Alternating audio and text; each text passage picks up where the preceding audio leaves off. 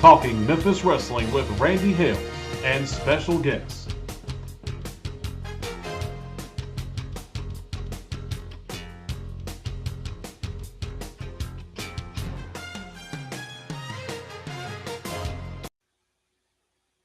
September the 5th, 2023. Yellow again, everybody. Randy Hales, live as live can be. I'll be joined today by producer Adam Dunn, by the panel members, two of the three. It'll be Pat Trammell and it'll be Chris Ellis. And we will announce that next week, Michael St. John returns. Man, Brooks Tullis is in the house, the first person in the room, and he says hello to me and says hello to everybody else. We'll start with my first take and we'll get it out of the way, and it's very important, very sad, and a very big thing that happened on Valentine's Day of this year. So we want to address that because yesterday, on September the 4th, the founder of Memphis Wrestling, the owner for many years, the little man, Jarrett, passed away. And we're going to show just a great picture, and I thought it would be appropriate to show that picture today as you see Jeff in the background and you see Teeny in the background. Rest in peace, Jarrett, because if it was not for Jarrett getting the book in 1969, Memphis Wrestling would not be what Memphis Wrestling was all these years. PJ is in the house, the first lady of Memphis Wrestling, talking Memphis Wrestling. Love it that she's here and is saying hello to everybody. Opening statement, first take from the man where his home's in Alabama. It's Pat Trammell. Hey, Pat, how you feeling today, pal? Well, for somebody steroided up, I'm doing generally okay. Got on my favorite Christmas present today, my Waffle House shirt. But I had forgotten about Jerry. We lost a famous Alabamian over the weekend, Jimmy Buffett. And, those two were a little bit alike. They were both big storytellers. So, is that another word for liars? Pretty much. All right. Don't never let the facts get in the way of a good story, Randy. Remember that. I'm telling you, talking Memphis Wrestling, I do it every week. What else is going on, Pat? That's all the good stuff, I think. Looking forward to today. A lot to talk about. A lot of either works or shoots in AEW, and we'll talk about that a little bit. And just look forward to being with everybody. Did you read the notes, Pat? I did.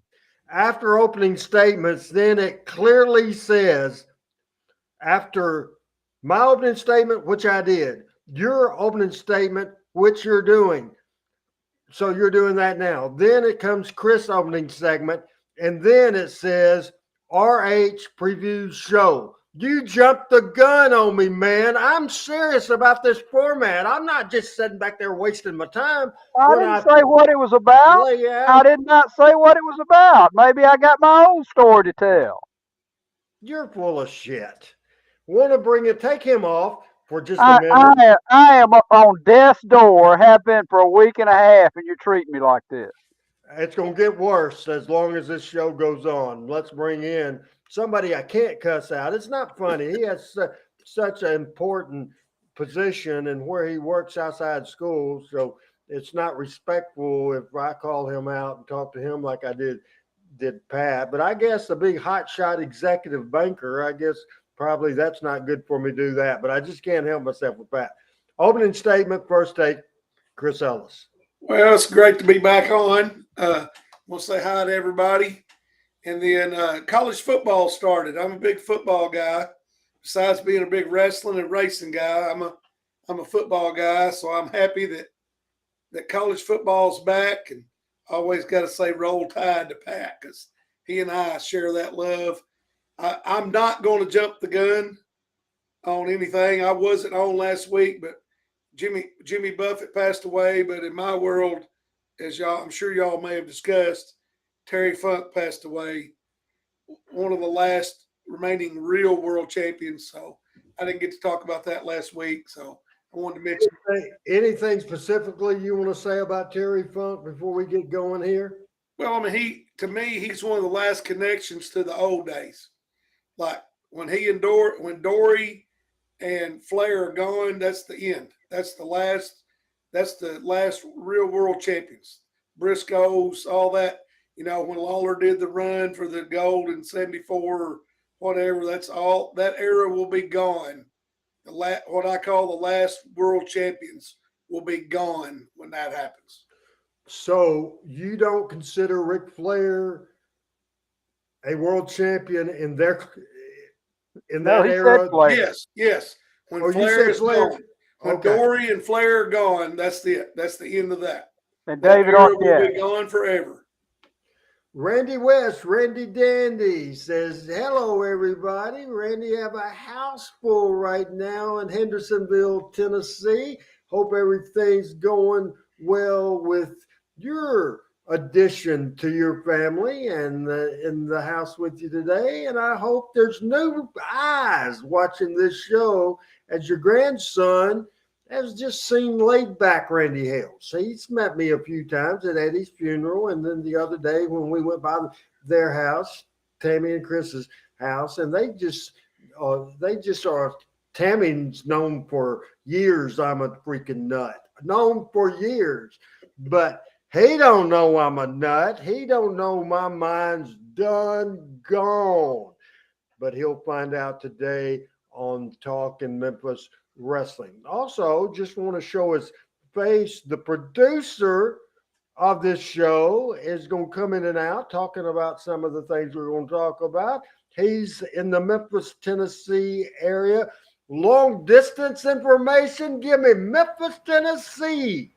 The producer of this show, Adam Dunn. Opening thoughts, first take, Adam Dunn. This is strange. It is strange. Yeah, no, just looking over the notes and talking to everyone. It's strange, that I'm in Memphis. I'm just maybe 70 miles away from Randy. And two, this is just going to be, I think, a really interesting show. It's very timely with what's gone on in AEW for us to be talking about. Now you're doing it to me, but go ahead. So we've promoted on there, I think, what the show was going to be. So I'm just looking forward to it and looking forward to being with everybody. We don't have Michael, but we do have Pat and we do have Chris. So. And we do have you.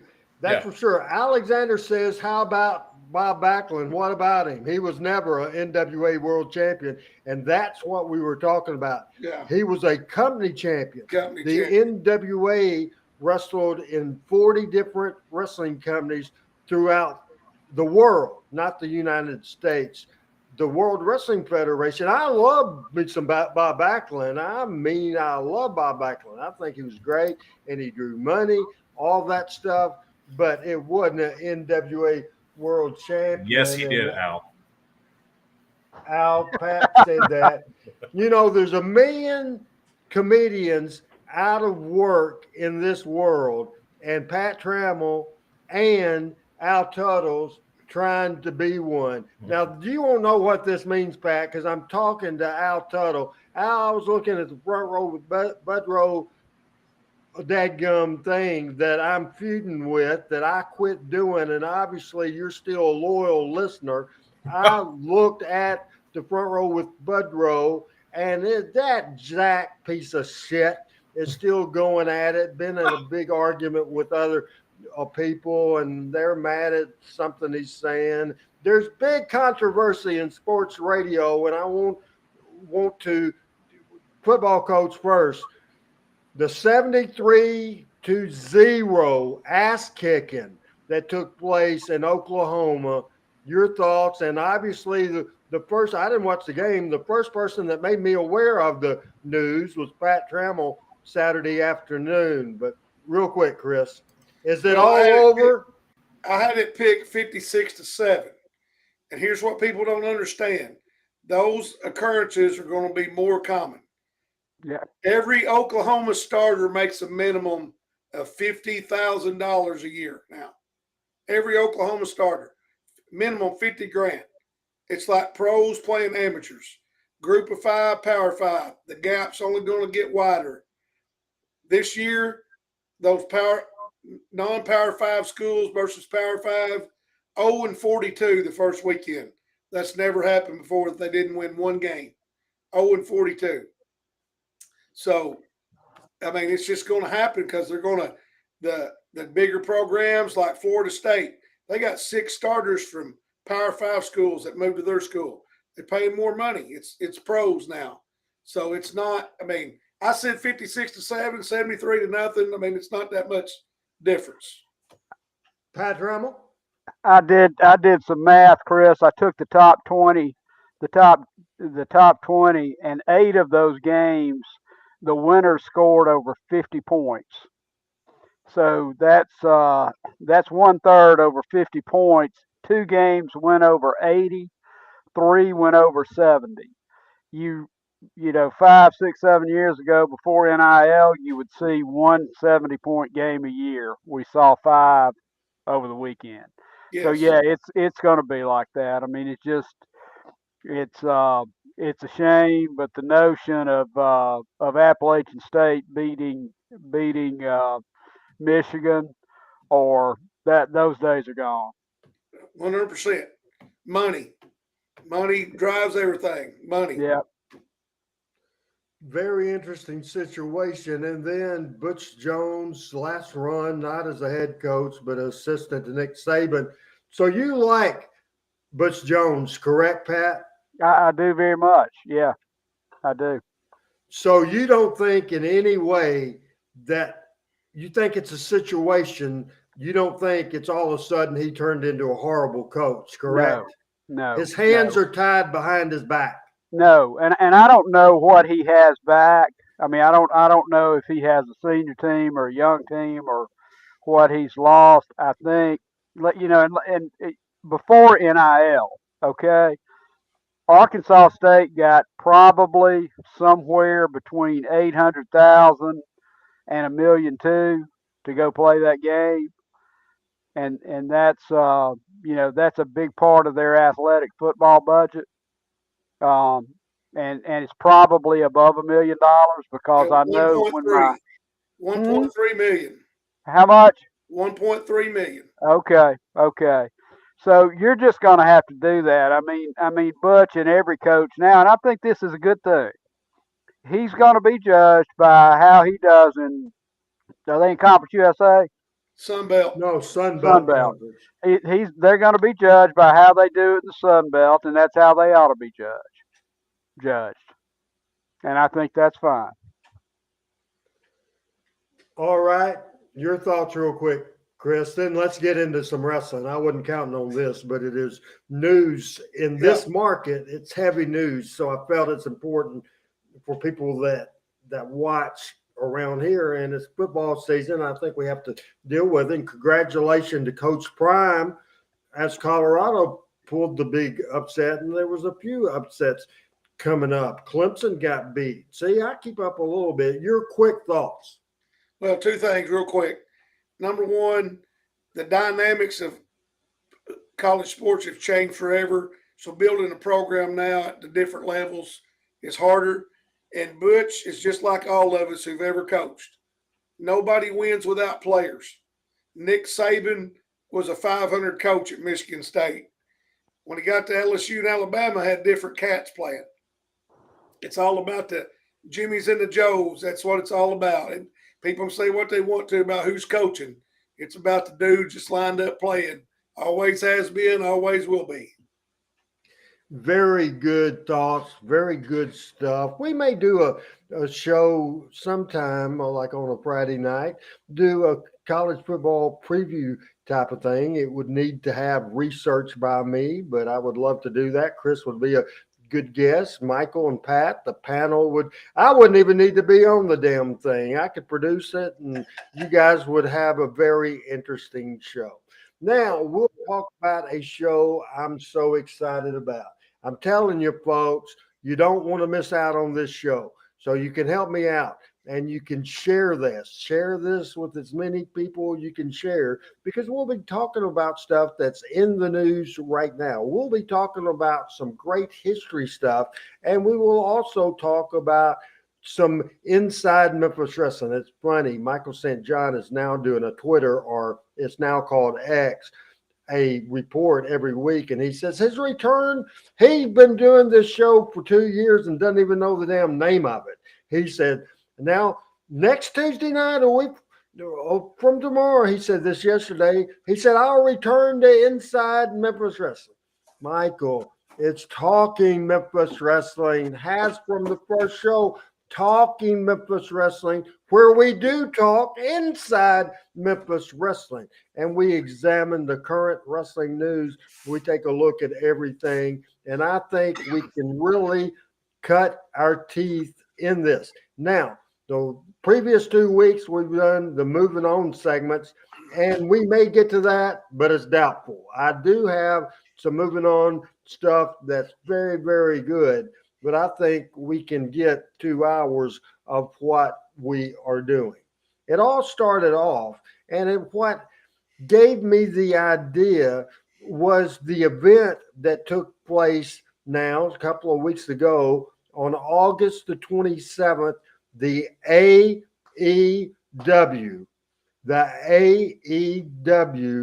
All In at Wembley Stadium in London.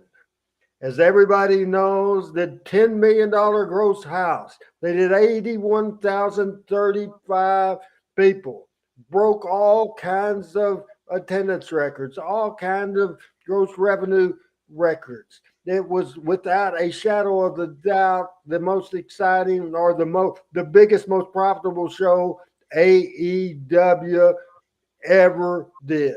But what are they talking about? Are they talking about the fans, the viewers? What's people talking about? Are they going to talk about that wonderful main event?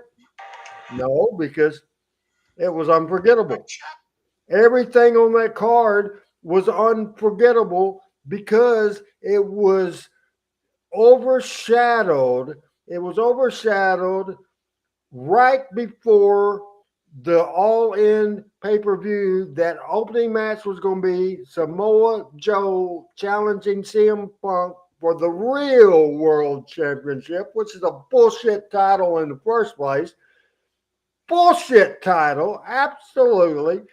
He got hurt after the last fight he had with Kenny Omega and the Young Bucks.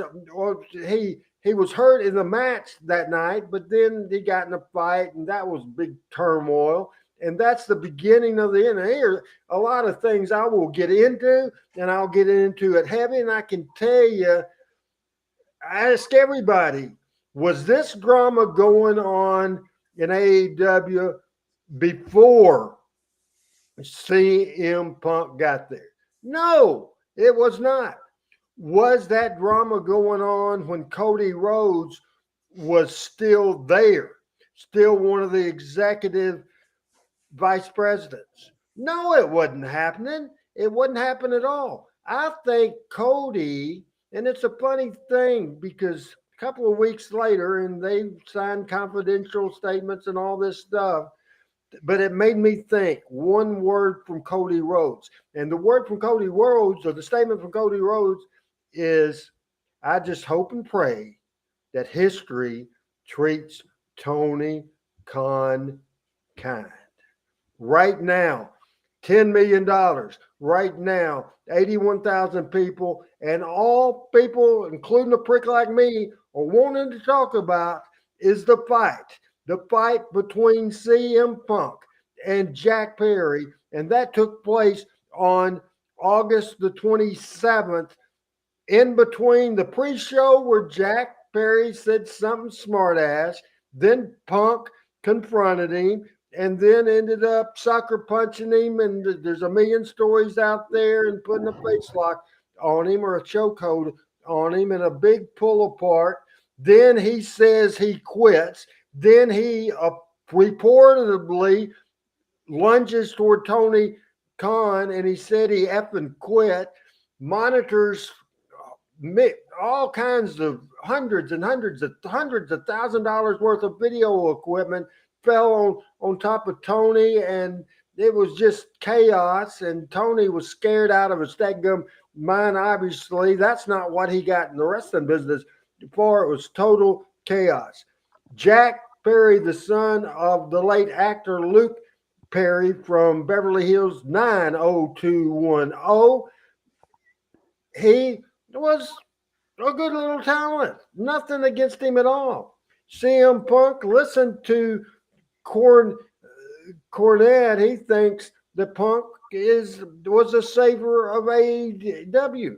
He's just so opinionated on AEW and not liking AEW. And obviously, with Punk, I'll be honest, except for Jim Cornette, anybody I know that knows Punk, nobody likes him.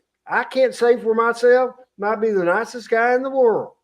Might be the nicest guy in the world, no doubt about it. So we got you set up. On August the 27th, that fight happened. Now, I want to tell everybody, I will go in detail a list of backstage confrontation and fights in Memphis wrestling, and I have 4 videos that we will play that excuse me, getting choked right now. 4 videos we will play of how we took a real life situation and turned it into a great, fantastic story on television. All right.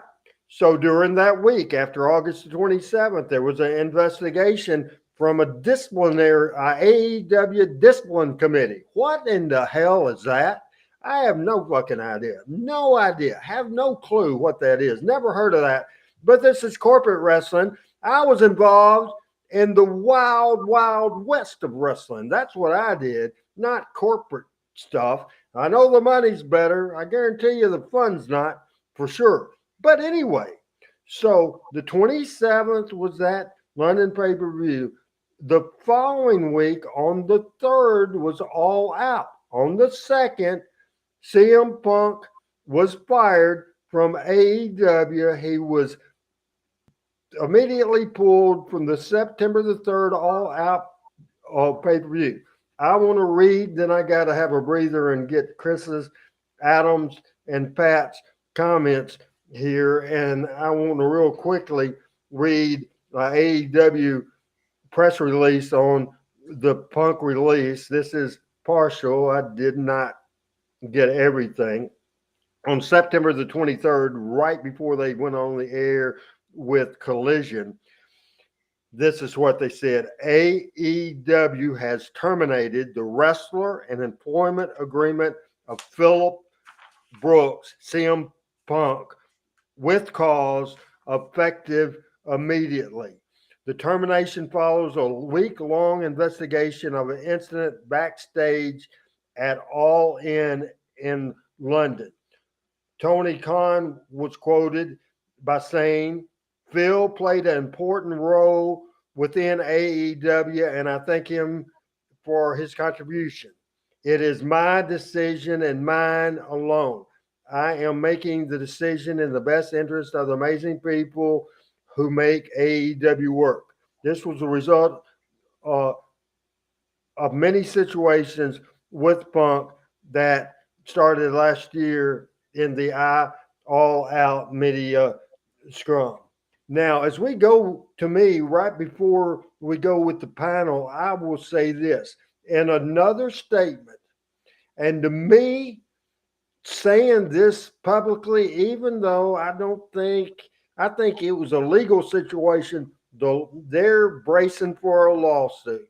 Two of the things he said he fired him with cause. And the other thing he said is that he's been attending. Listen to this. This is the owner of a major wrestling company. Can you imagine Jerry Jarrett saying this? Can you imagine Jerry Lawler saying this? Vince McMahon saying this? Vern Gagne saying this? Bill Watts saying this? Or even little old me saying this? Tony Khan said, I've been attending wrestling for 30 years, been producing wrestling on this network for 4 years, and I was scared to death. I was scared for my physical safety, and I was scared for my life. It's a big, big mess.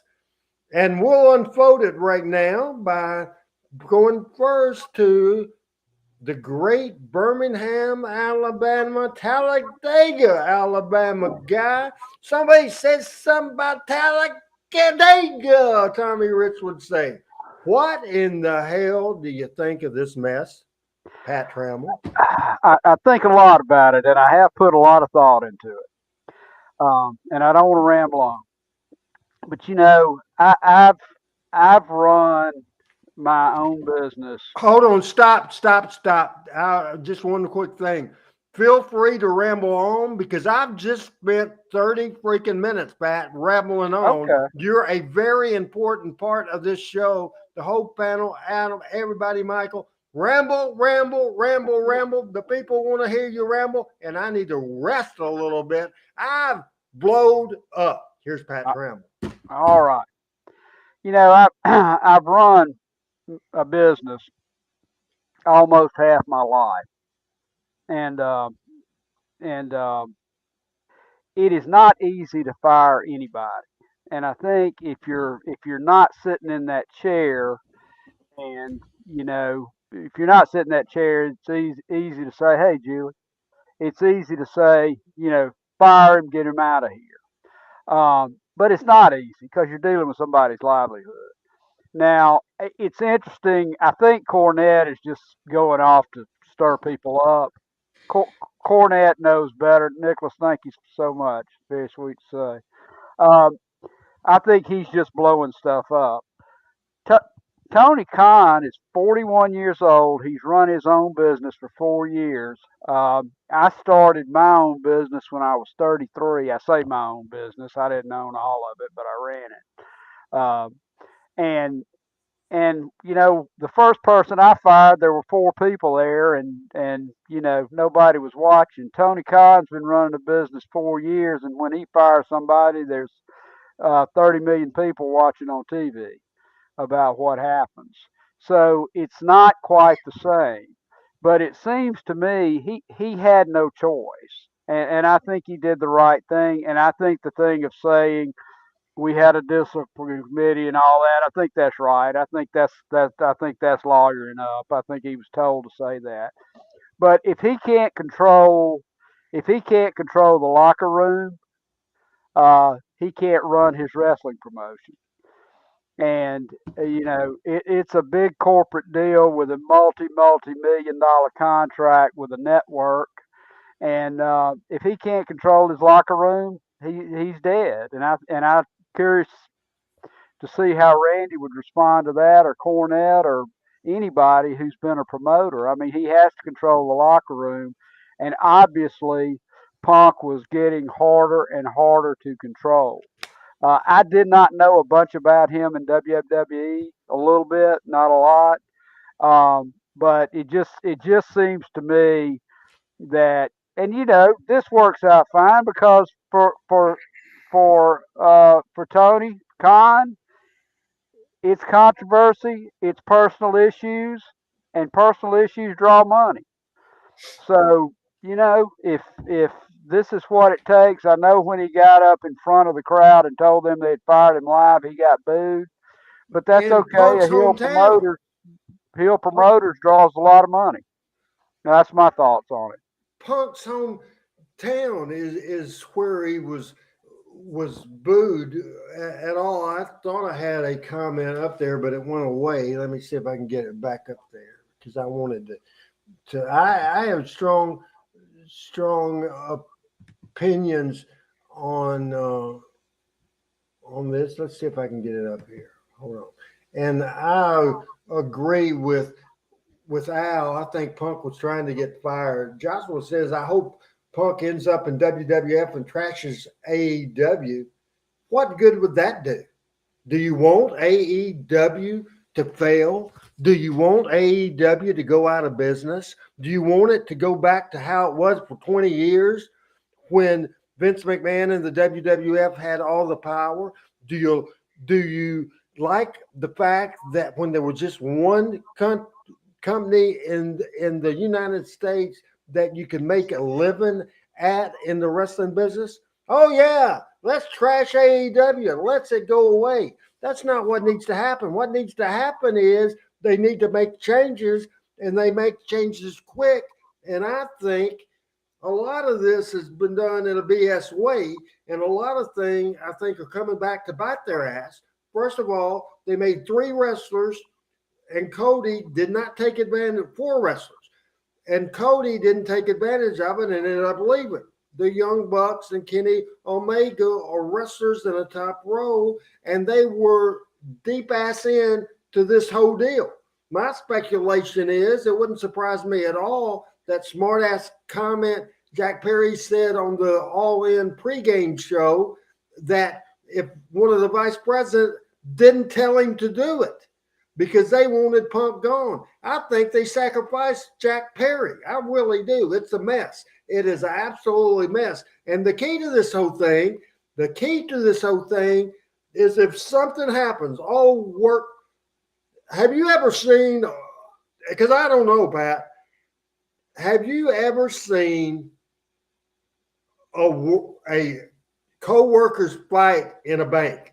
Or is that just our world? Have you ever seen co-workers fight? I mean, physically fight in a bank. Well, not inside the bank. I've seen them fight in the bar outside the bank. But yeah, every now and then, yeah. But obviously, it's a little bit different, different environment. But I'll ask you this. I mean, Chris has got people. Chris is a education administrator and highly respected, and you've run a wrestling promotion, and I've run a little business for a while. Have you ever fired somebody too early, or have you always waited too long? And I can answer for myself. Excellent point. You always wait too long because you try to give people the benefit of the doubt because it does impact their livelihood. But the deal here is he should have never brought him back instead of. And I'm probably prejudiced because I don't like CM Punk. I call him I'm a Punk. That's what I call him. And that Okay, and he fair is. enough. He is, and there's twofold here. You can't have 3 wrestlers on the board. That's conflict of interest. They don't have the company's best interest in mind. They have their own. It's the same reason that Fritz pushed the boys because, same reason Jerry would have pushed Jeff. And like Mr. Coffee told Jimmy Hart about going to WWE, the King's the king, and he's half owner, and Jerry's going to push Jeff, all that stuff. The conflict of interest is going to be there. You can't help it. Number 2, Punk did that the first time, and guess Tony didn't learn his lesson. Now, the thing about the committee, and here's the key about, and Pat knows this, firing him with cause means I don't have to pay him. That's I don't right. have to pay the rest of his contract. So that's the court battle right there. Tony Right. has to say I'm firing him with cause to get out of paying him, and then they're going to go to court and battle over the rest of the contract. Now, it's hard to compare what we did because I said it early. The WWE and AEW is corporate structure, absolute corporate structure. And we were the Wild Wild West. We were absolutely the Wild Wild West. And so it's hard for me. I was in the corporate lifestyle in the Sonic Drive-In, and they were a pain in the ass. And you have to worry about HR. And hell, I got sued 3 different freaking times. It's just I couldn't do what Chris does. Chris is a natural heel at heart, and in that job, you got to watch what you say. I do. You have to That's be hard very for careful the way you word things, the conversations you have. You got to be very intentional because in a litigious society like we have now, like I said, that's what this is all about. Because twofold, where can you assault someone anywhere and not face criminal charges? Where can Punk just walk up and clock somebody in public? Phil Brooks, not Punk. Where can Phil Brooks go in public and just walk up and start beating on somebody and get them in a chokehold? Nowhere. You can't do that. You Good can't point. do that. It don't matter what caused it. Don't matter what Jack Perry, Jungle Boy, whatever his name is, whatever he said to him is irrelevant. You can't do that to people. And you certainly can't lunge after. And if somebody says to me, it just takes one time for a wrestler to tell me I quit, I say goodbye. Absolutely. But again, Wild Wild West, again, nobody had contracts. You could fire anybody you want to. And even though it was common knowledge to give a wrestler 2 weeks notice and them to give you 2 weeks notice, there wasn't any law on the fact. And a common comment that Al put up, if we could find that, he was asking something about is Adam, if you can find that, if Tony is being too nice. So here is Al Tuttle's comments, and we appreciate everybody's comments as this show is about 38 minutes in the air. We won't get through this whole thing, man, but hopefully we can cover this subject. Al says, Randy, is TK too nice to take on the attitude of being more of a boss and less of a friend to the talent? He should want their respect more than their friendship. And you say that to a guy that drank beer, went to the bars, smoked weed, and snorted cocaine with the talent as the booker. So I think that you can't compare the Wild Wild West type of thing. And I regret, at the time, I'm thinking I was better than I'd ever been as a creative person, and I was. As a businessman, not so much. Not so much. Al says, WWE, the last couple of years, I've listened to their talent more than they ever have. It's because Vince was not 100% in charge, and Triple H is a wrestler. And so he listened. Talent was instrumental in having the pay-per-views moved to Saturdays. The wrestlers overwhelmingly don't want Punk in WWE. And, you know, just because something's on the internet doesn't mean exactly that it's the truth. It really doesn't. A big mess. Now, I'll ask you, Pat. So this thing took place, and I thought this was silly. All In took place on a Sunday. The very next week on a Sunday, they did All Out pay-per-view in Punk's hometown. The day before that pay-per-view All Out, what happened? They cut ties, and after an investigation of about 5 or 6 days, they fired CM Punk in his hometown, with the possibility that might have killed Chicago for many years for AEW. How ballsy, and I think it was the right move. I honest to God, not knocking Tony for this. Pat, how ballsy was that move? I, I mean, I think it was just timing, but it's almost like you made sure he was dead, right? You fire a guy in his hometown, he's fired. But if they have good wrestling, I mean, these guys drew, and let's give them their due. They drew 81,000 people. Okay, $10 million house. That's right, $10 million house. And Punk was a part of that. Punk was not the major part of that, in my opinion. You know, if they've got good wrestling, if they got good storylines, if they've got good drama, they'll draw in Chicago. Punk's not bigger than Chicago. Now, would you both agree that I've been strong in my praise on AEW in the past? Would you both agree with that statement, that I've been strong on the praise and been a little temperamental at times with negativity? Would you agree with that, Pat? Yeah, absolutely. Definitely. I definitely agree.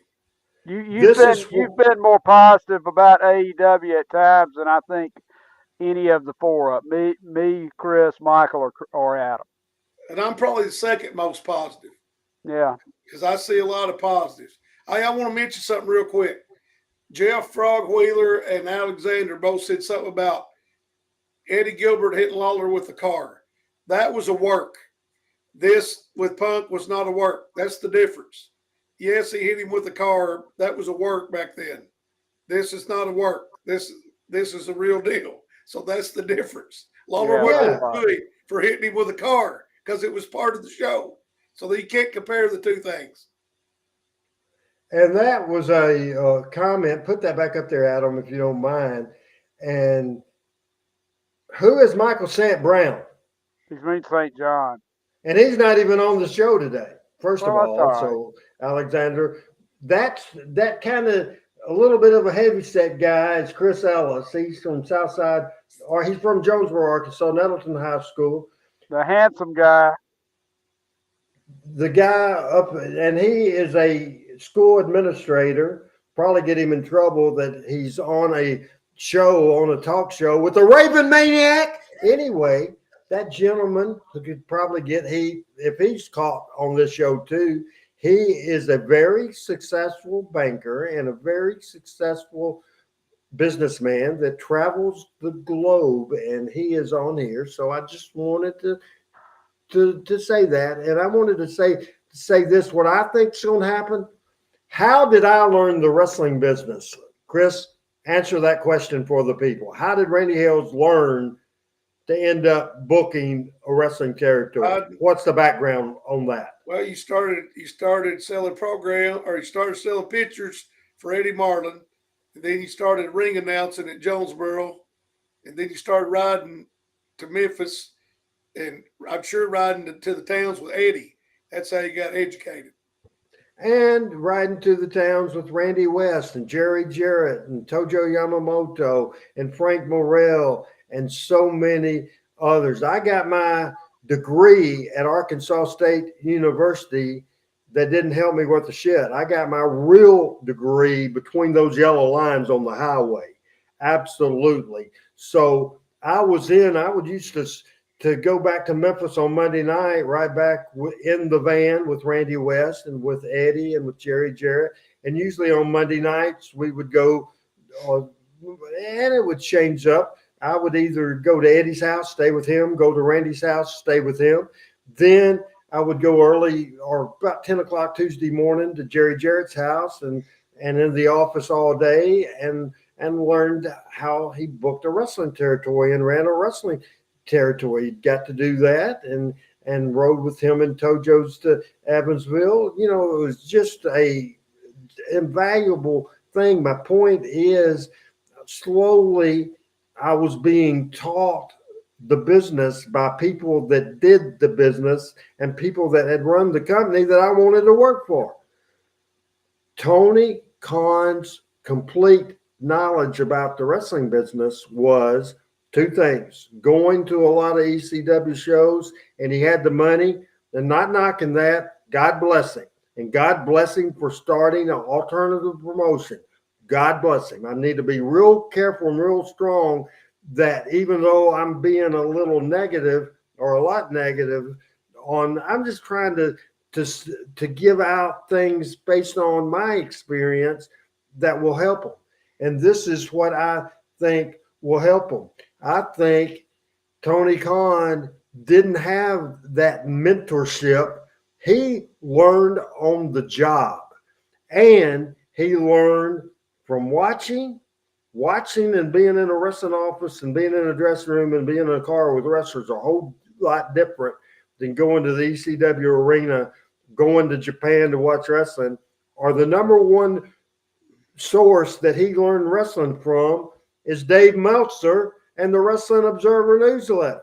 So he likes what Meltzer likes. He likes the crazy style they do there, and the style that all of us knock every week is just too much. Not selling stuff, not having real heat,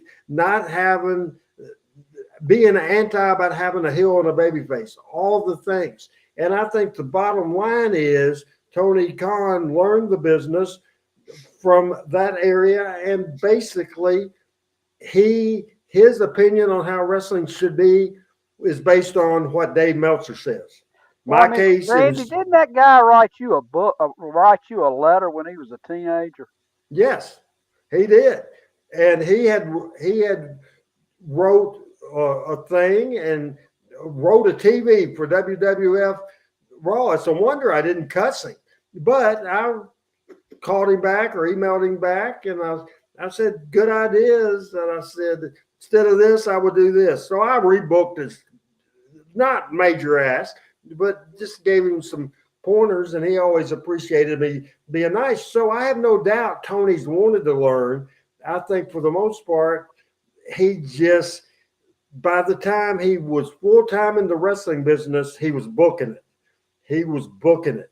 When it's just, you have to learn this business. You have to learn this business. And I think the mistakes he's making, the wrestlers, the inmates run the asylum, everything that you can say, every bad decision that's being made is because he's learning on the job. And to do that, first thing I think is very, very important is that you have to have somebody in the talent relations department that is the go-to guy with authority. It's Christopher Daniels now. Who should it be? If his health is good, which I don't think it is, the guy with the most experience doing that job is JR. So maybe he can't do it health-wise, but there's other guys in that company. Why couldn't Arn Anderson do it? Why couldn't, and they want the talent, including CM Punk and anybody else, you think they'd fuck with Mark Henry or The Big Show? No. No, absolutely no. They need a wrestling person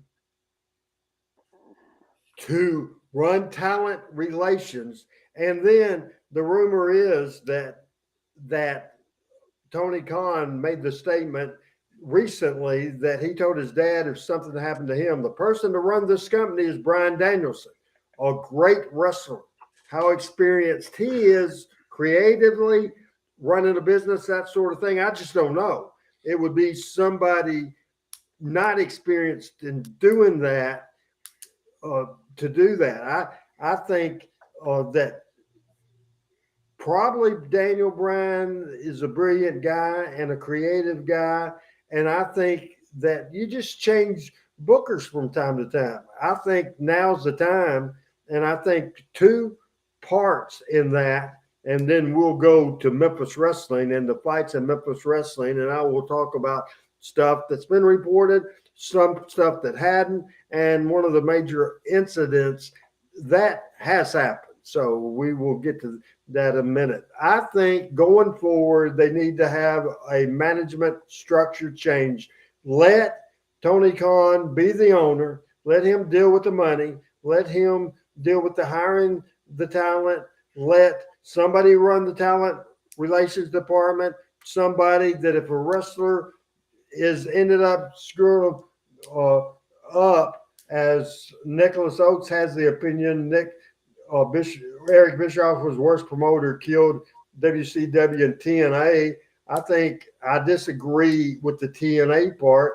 And he also, to be honest, and I don't like Eric Bischoff at all, Nicholas, but at the same time, he created the NWO thing, and nobody has competed and beat Vince McMahon for 83 weeks. Nobody except for Eric Bischoff. You got to give him credit, and then you can also bring up, like you do, the bullshit, stupid stuff. And let me see Panetta's thing, but I'll go ahead. Ronnie says I agree with the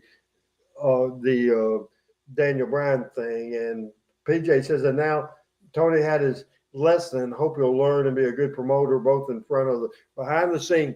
To do what he's done, to be, and a lot of it had to do with money, but actually work ethic. That guy never sleeps. That guy is executive with the Jaguars. He is executive in a analytics company and an owner. He also Furnham football in the UK. He's involved in that. He has so many things in a wrestling business, even locally, but certainly worldwide. You need to have a guy 100% of his mind, 100% of his duties is all on running that wrestling business.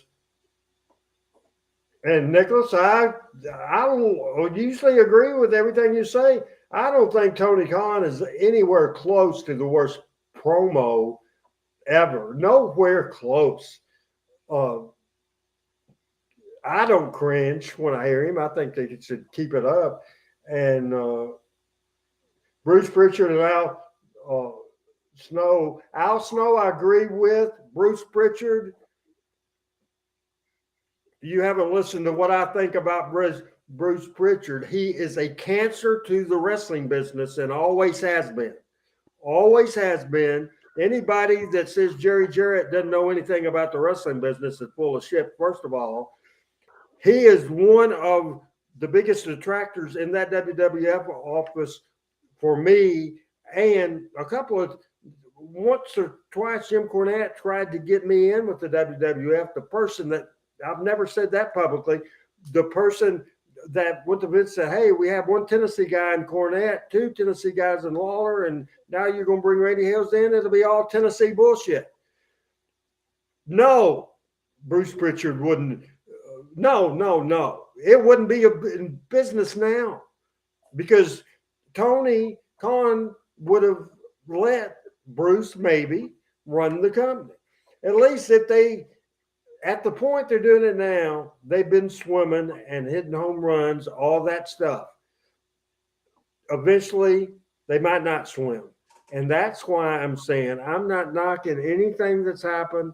I think the problems did not happen until Punk came apart. My speculation is Punk got so much money to come in. Then Cody's contract, speculation. Cody's contract ran out and he asked for Punk money. He was executive vice president of that company, and he was one of the vice presidents that actually dealt with talent, brought talent in, and helped run that television. Absolutely. He asked for Punk money is the speculation, and Tony Khan said, no, I can't do that. We can't afford that. So he went to Vince, and Vince respected Cody for leaving the security of the WWE and $1 million a year to go to the independents, then start AEW. Vince paid Cody anything he wanted. Now he's the biggest baby face in professional wrestling. But that's when that company started going down, and it started going in. Do you both agree that even though that he had a good program with MJF and his opening promo on Rampage was great, CM Punk, but for the most part, his run in AEW, if you give it a grade, I'll give you my grade, Pat. For the Punk tenure, I think you have to say a F. Your thoughts? You know, I'm not one to. I'm not the right one to give a deep analysis on it. Somebody wrote an interesting article, and I think I retweeted it, but it talked about how, you know, the Punk that showed up at AEW was the anti-hero Punk of 8 or 9 years ago, and that, you know, the world had changed. And I mean, he got some heat. He got some people stirred up. He got heat on both sides. I don't know what they paid him. I don't know what the economics of the wrestling business really is now. You know, he needed to go. I mean, regardless, I don't know if ultimately it was a good investment, although it keeps people talking about it. And if nothing else, that's a good investment. I'm glad he's gone. I never liked him. I never liked the character that much. And I didn't see all the hype. Chris, your grade for the CM Punk run in AEW? Well, I may be a little different because he got eyeballs to watch. He still has conversation about AEW going. I don't know what their return on investment was, so I would give him a C because I'm going to say they spent X dollars for his salary, and the return on the investment, I have no idea what it is, but you're in business to make money. And that's, I've heard you say that. 81,000 people. Your job is to sell tickets and get eyeballs on the TV. And he does all that. I'm not a fan. I don't watch it for him. People do. People like him. People watch it. They like all the controversy and the drama. So I'd give it a C because he did give them some return on investment, although I don't know what the investment was. Damn, Nicholas, I thought I looked pretty good.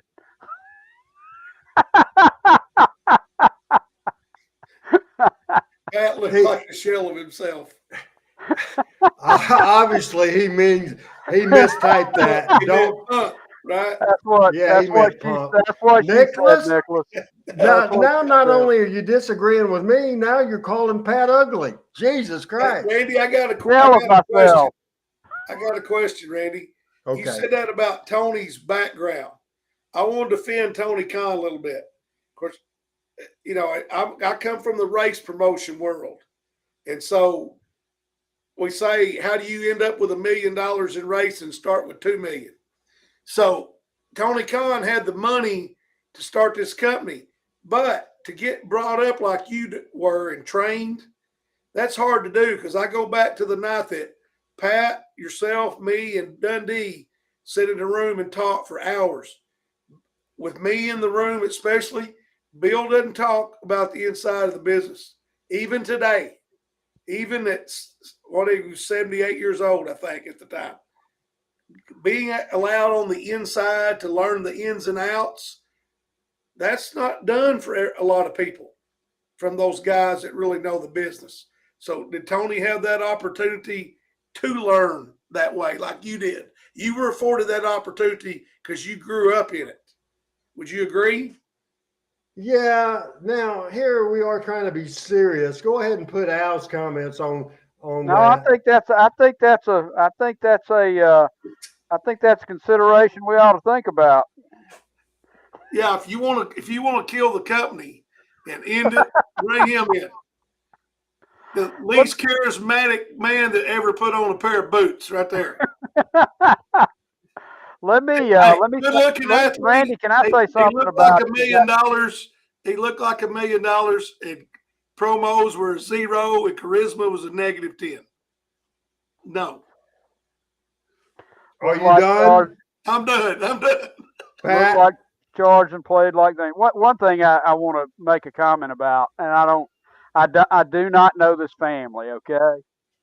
But in my banking career, I have seen and bumped up against the Khan's family business over the past 25 years, and I've been offered an opportunity to participate in a big loan facility and seen that, know that. I've never met the family, never met anybody at the company, but just know about it through that.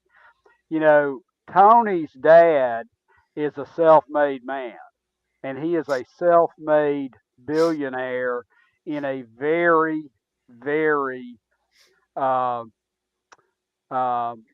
basic business. He's not an internet millionaire. He makes car bumpers and stuff, which is a hard business, and he's made it from the ground up. But that family's work ethic is legendary, and that's the environment that Tony grew up in. I mean, I think he was working on the line when he was 14 years old, and so you can't. I mean, I think he's a rich kid. He wanted to get in the wrestling business, all that. But I'll give him his due. He seems to have the work ethic. He seems to want to do the right thing. He seems to, be a very decent guy regarding all that. Who was the guy that ran the UWF that screwed everybody and they found him dead with cocaine and baby oil all over him? Herb Abrams. Herb Abrams. Yeah, he's no Herb Abrams. Oh, no.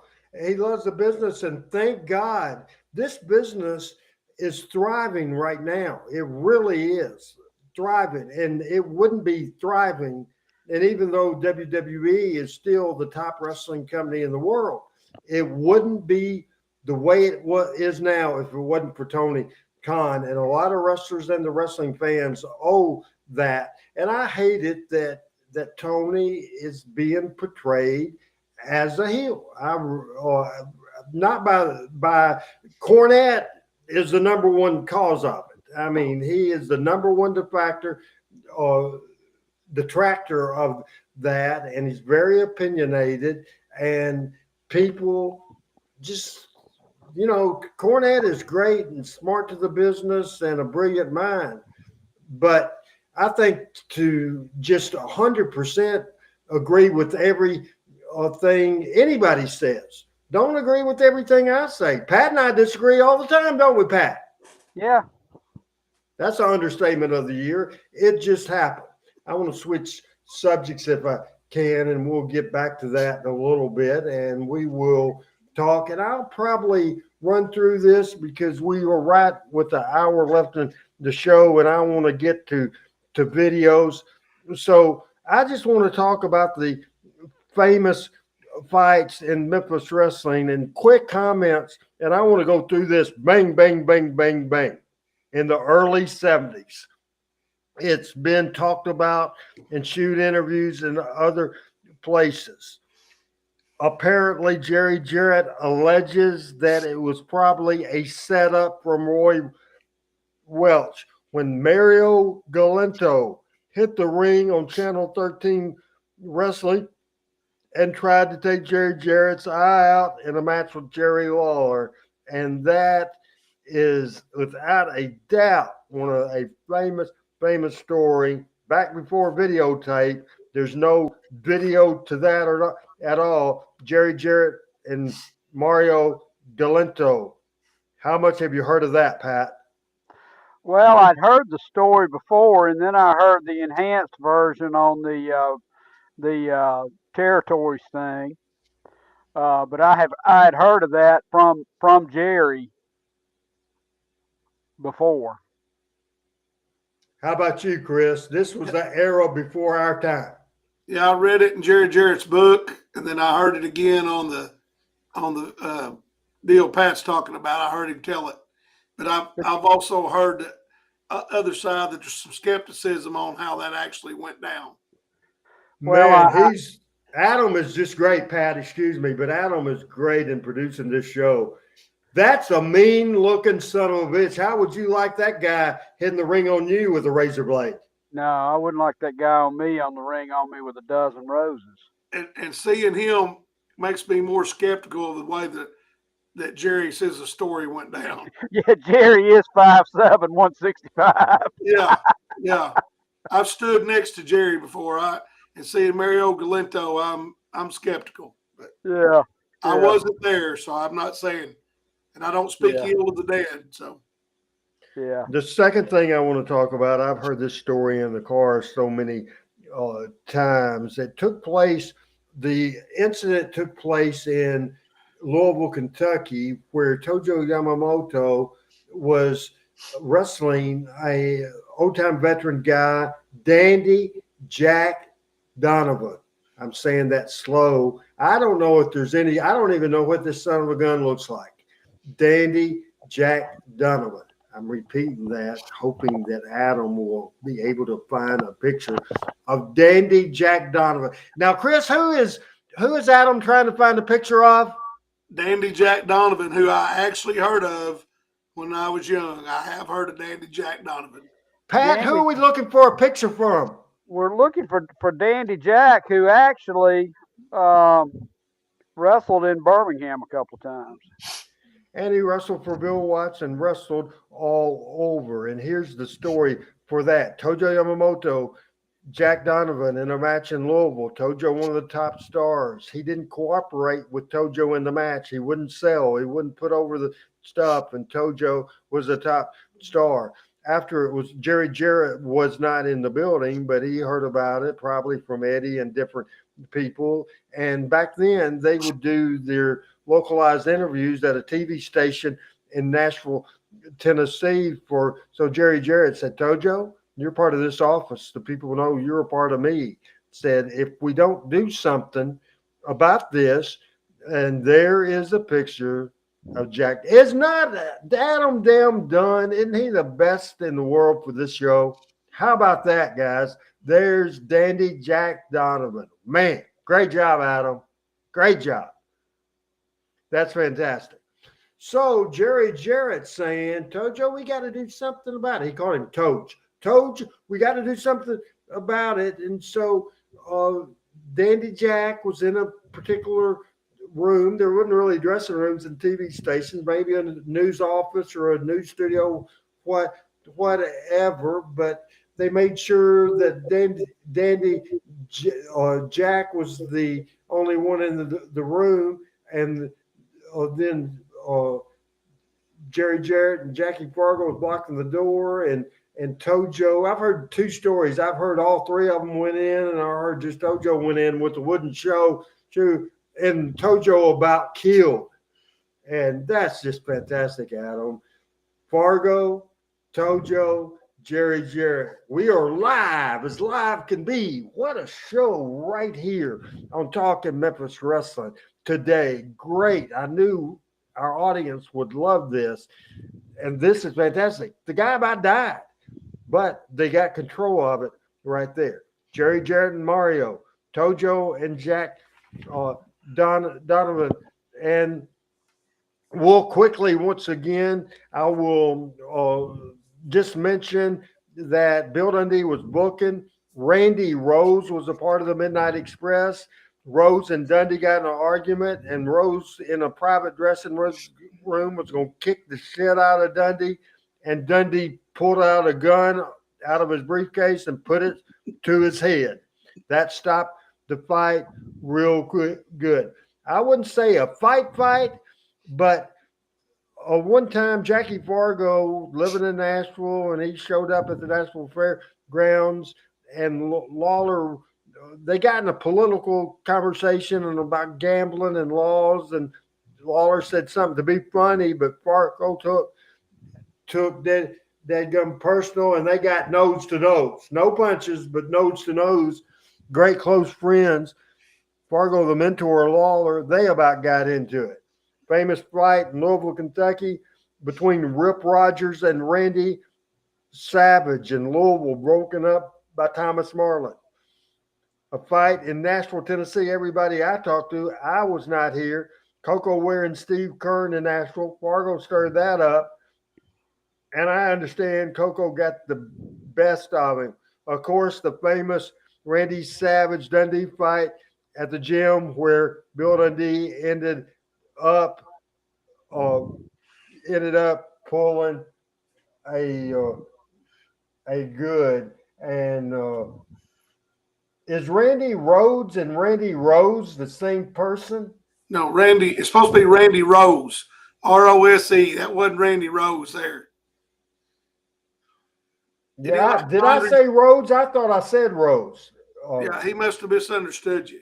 Okay. That wasn't Randy Rose. The original Midnight Express, Dennis Condrey, Norvell Austin, and Randy Rose. And so that is what that was. Of course, the Dundee famous fight.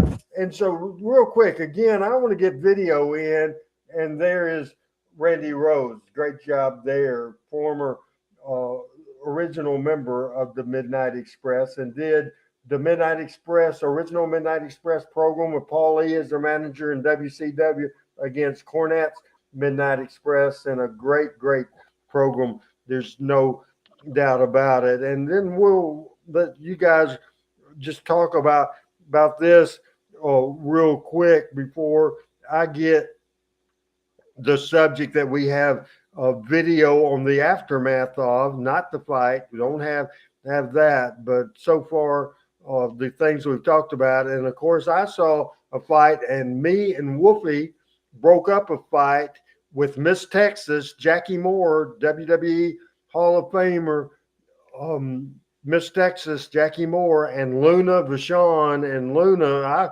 I always thought Jackie was the baddest broad there's ever made, and Luna got the best of her there, and we did a pull apart. Rip Rogers and Randy Savage in Louisville. Rogers apparently got the best of that. So in all walks of life, and I asked Pat the question, and he fights the banks and didn't get back to you.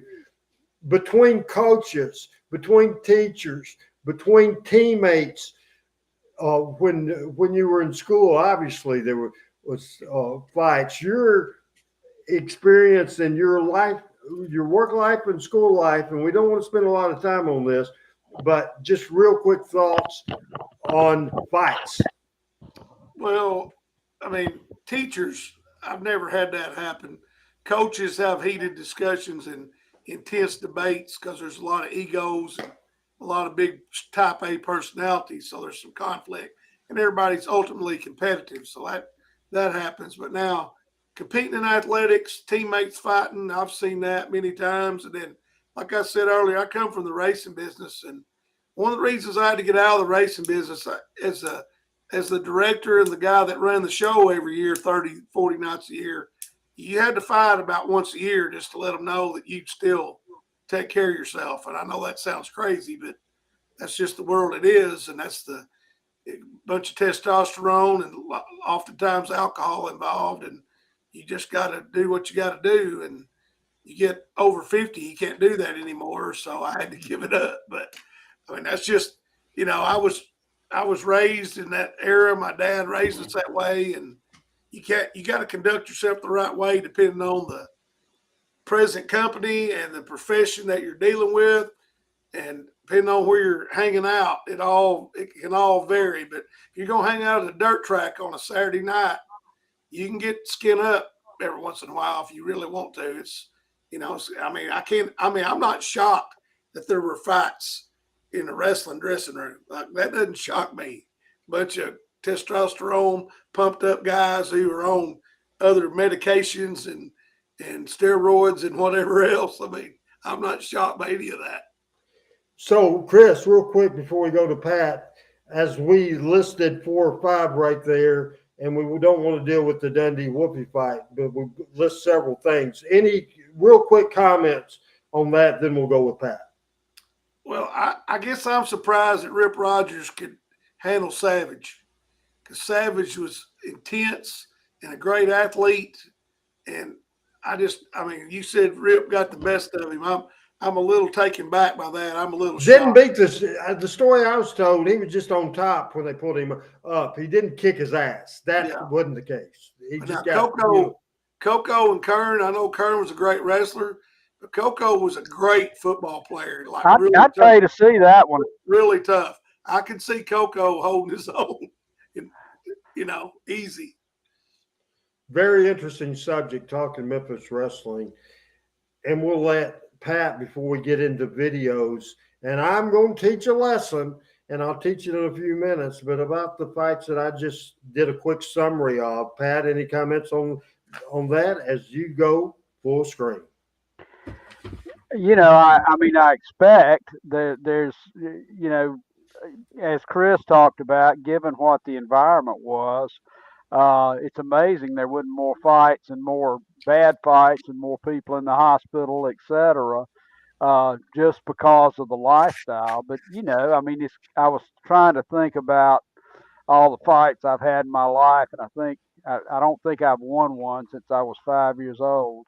I think the last one I had was in high school in 17 in the McDonald's parking lot with a guy named Ronald Presley who was smaller than me, but I was messing with his girl, and he loved his girl more than I wanted to fight for. So he knocked me around a little bit, and that was the end of that. But a lot of guys. One thing that I like, Arn Anderson talks about in the ring. My job and every wrestler's job is to return his opponent to their families in the shape that they walked in the ring in. And, I suspect that if somebody is over the top and wanting to fight all the time, I suspect the boys take care of that because they're messing with each other's livelihood. And you know more about that than I do. Yeah, and you just didn't see it a lot. I mean, you really didn't. You didn't see. I saw a near fight between Brian Armstrong, the Road Dogg, and Brian Christopher. and they were just arguing after a match in the hallway at the Coliseum. The people couldn't see it, and I was in my little office room, and I heard the racket and went out there and got they were nose to nose, and I got in the middle of it and pushed both of them away from each other, and I made Brian go to Lawler's private room, and we go in there. I said, babysit him for a fucking minute, and I got to deal with Armstrong. I said, they were about to fight. I got to deal with it. So Brian said, so I don't need to be treated like Lawler said, you're going to be treated the way he wants to treat you. And he told you to stay in here with me, and that's where you're going to stay. And so Brian said, yes, sir. So I dealt with Brian. Then I went over and I talked to Brian Armstrong first. Then I talked to Brian Lawler, and then I had Brian walk across the hall with me back to my room. And so we talked it out, and they shook hands and hugged and all the deal. It's the Wild Wild West. And so just for a fight, and you didn't see a lot of them, or somebody asked earlier how Lawler or Jarrett or whoever would have handled that. I think it depended on the situation. If the total situation, I think just a normal fight, fist fight or wrestling match or whatever, I think basically normally 99 times out of 100 it'll be over right then, and they could work against each other with full trust the next day. I think they could. There's an exception to that, and led to a firing, and we will get into that right now. And I want to give some background that when USWA and I got the book in 94, Bill Dundee wasn't in the territory, but he came back in 95, and he really didn't like the fact he was used to being the number one or number two baby faces, and there was tension, and there was a little heat from day one with Jeff and Bill Dundee, because Dundee saw that Jeff was being groomed to be a top star. And then he saw Brian Christopher was being groomed.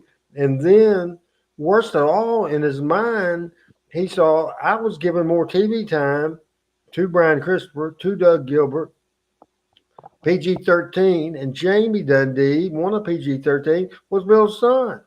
And that grated him, and that got after him. And he was not very pleasant at all, not pleasant at all to get along with in any stretch of the imagination.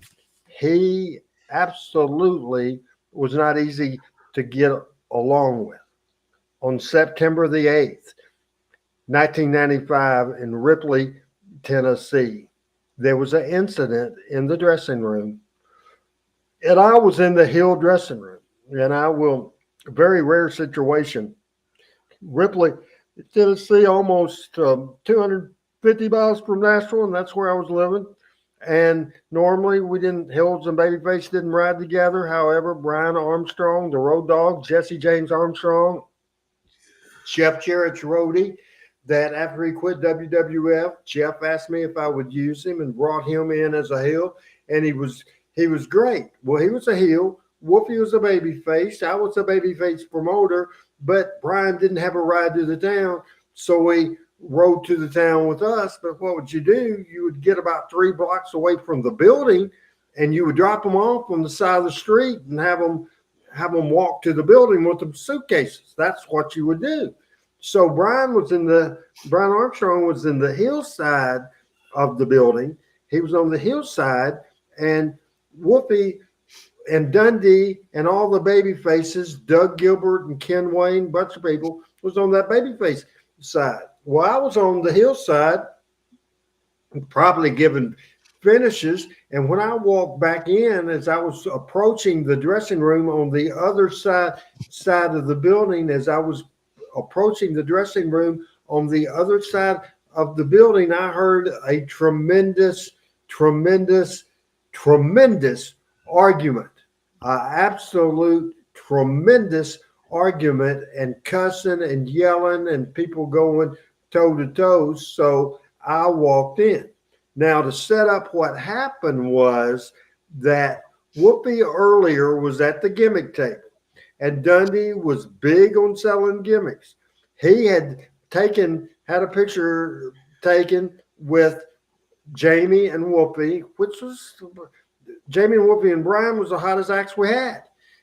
And they sold pictures like a son of a gun. So Dundee took pictures, and obviously PG could have paid to have copies made, but they didn't.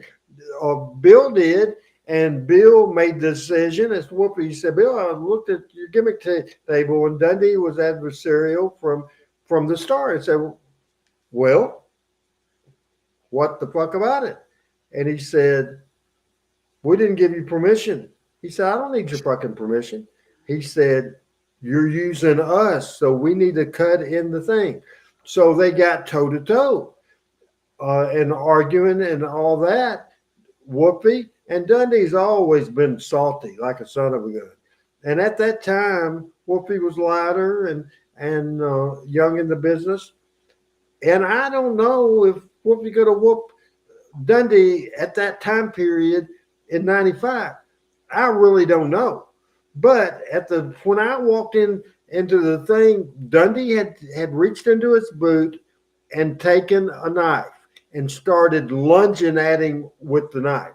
First of all, people in the room, Ken Wayne backed his chair up against the wall, did nothing. Most people in that dressing room, obviously, and I understand it. However, it was my responsibility. Me and Doug Gilbert stood up, and we got in between Whoopi and Dundee and the knife, both of us. It was a big skirmish and a big smosh. Well, at that point, Dundee went out directly from the fight, had a match, went to the back, and obviously I was staying in the dressing room, make sure nothing happened. And certainly a guy had just pulled a knife, and I wasn't going to fire anybody right now. You know, certainly I haven't. Tony Khan said he was scared for his life. At this point, anytime you're in a situation, breaking up a fight, and a knife is out, and somebody's saying he's going to kill somebody, you need to be fearful. But it wasn't in my mind. It was in my mind to be the leader of that company, and it was my decision. As Dundee had said, well, you should have fired me there. Well, with common sense, would you fire somebody when emotions was at its heatest? No, you're not going to. I was going to call Dundee on the phone. I just didn't know he wouldn't go home. So in the meantime, I called Lawler. Lawler says, I tell him the whole deal. He's at a WWF event. He's in a motel room. So I tell him the deal, and I said, I can't find him on the phone. As soon as he gets to TV, I'm going to fire him. He said, Randy, if he's pulling a knife on somebody, he said, you can't wait till I'm here Monday. I said, I can't let him on this TV. I said, it has to be done today. He said, who you going to have in there? I said, just me. And he said, well, that's not a good idea. I said, that's my responsibility.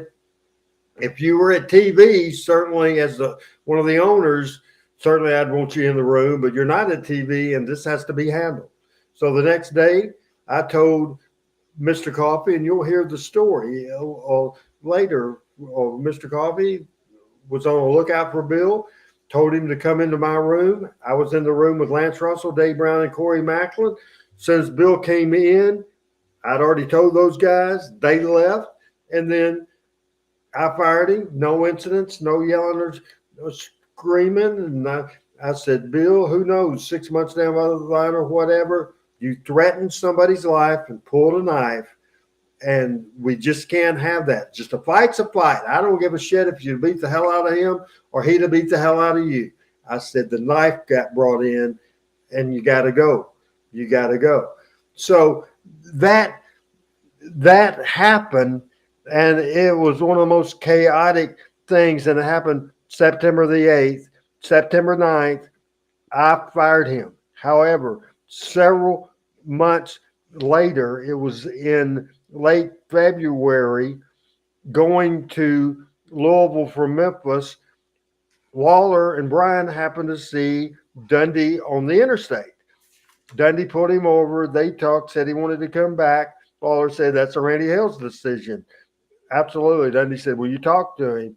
And he said, yeah, I'll talk to him, but it's his decision. And from day one, I thought that time heals all wounds. I called Bill. Bill said, I'll put him over, no problem. I just want to come back to work. I had a lot of things going in my personal life at the time, and said I shouldn't have pulled the knife, blah, blah, blah. He returned March of 96. And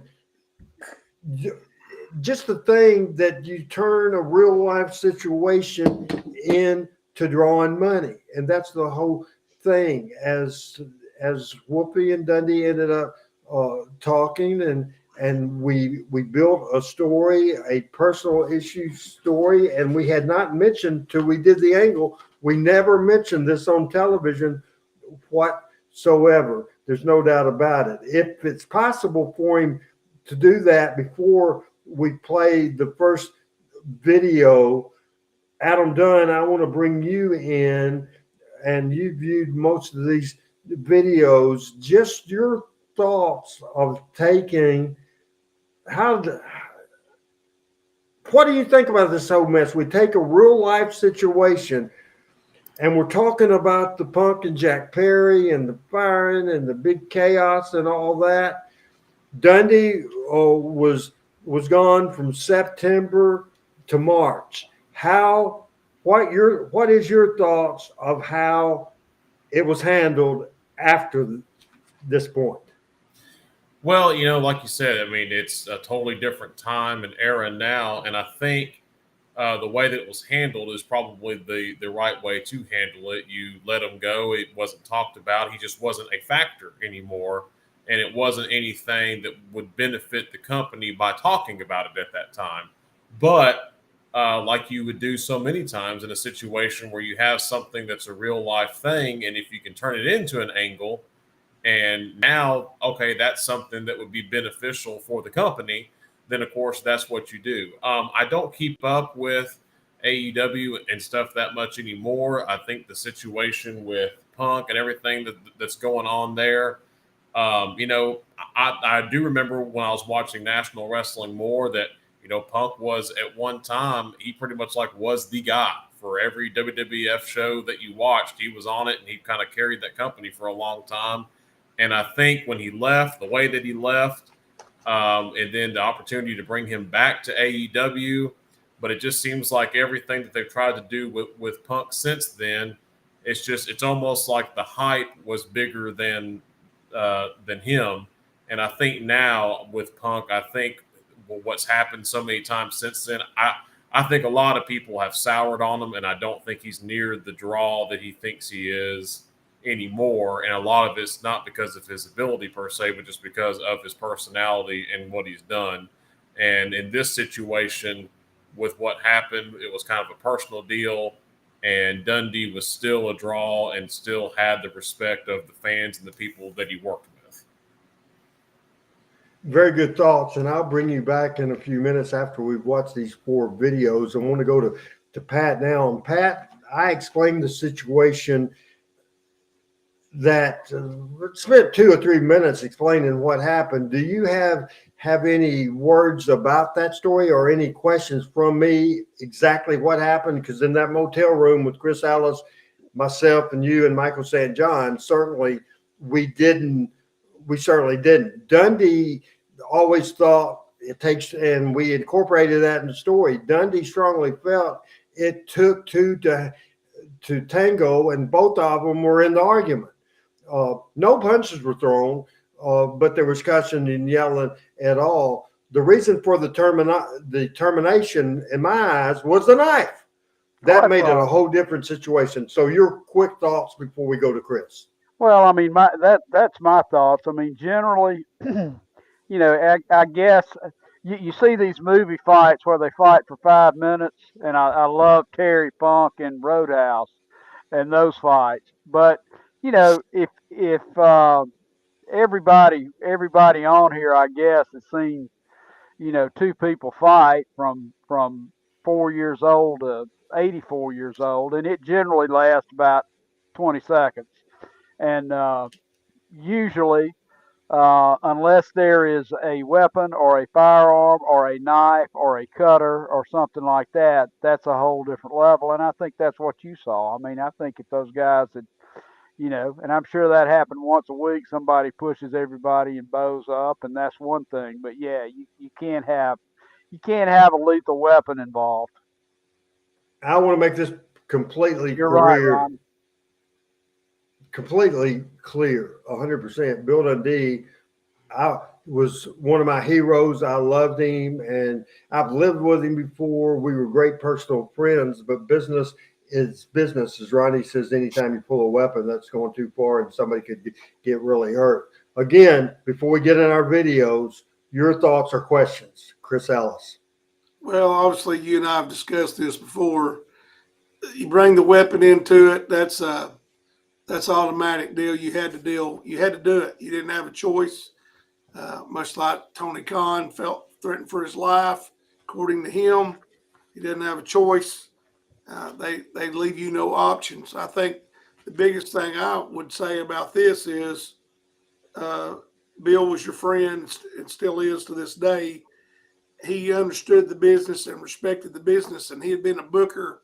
And after he calmed down and stepped back, he obviously could see, like, if he'd been in your shoes, he'd have done the same thing. Because when you fired him, he didn't argue or raise Cain or nothing with you. He took it like a man because, as you just said, business is business.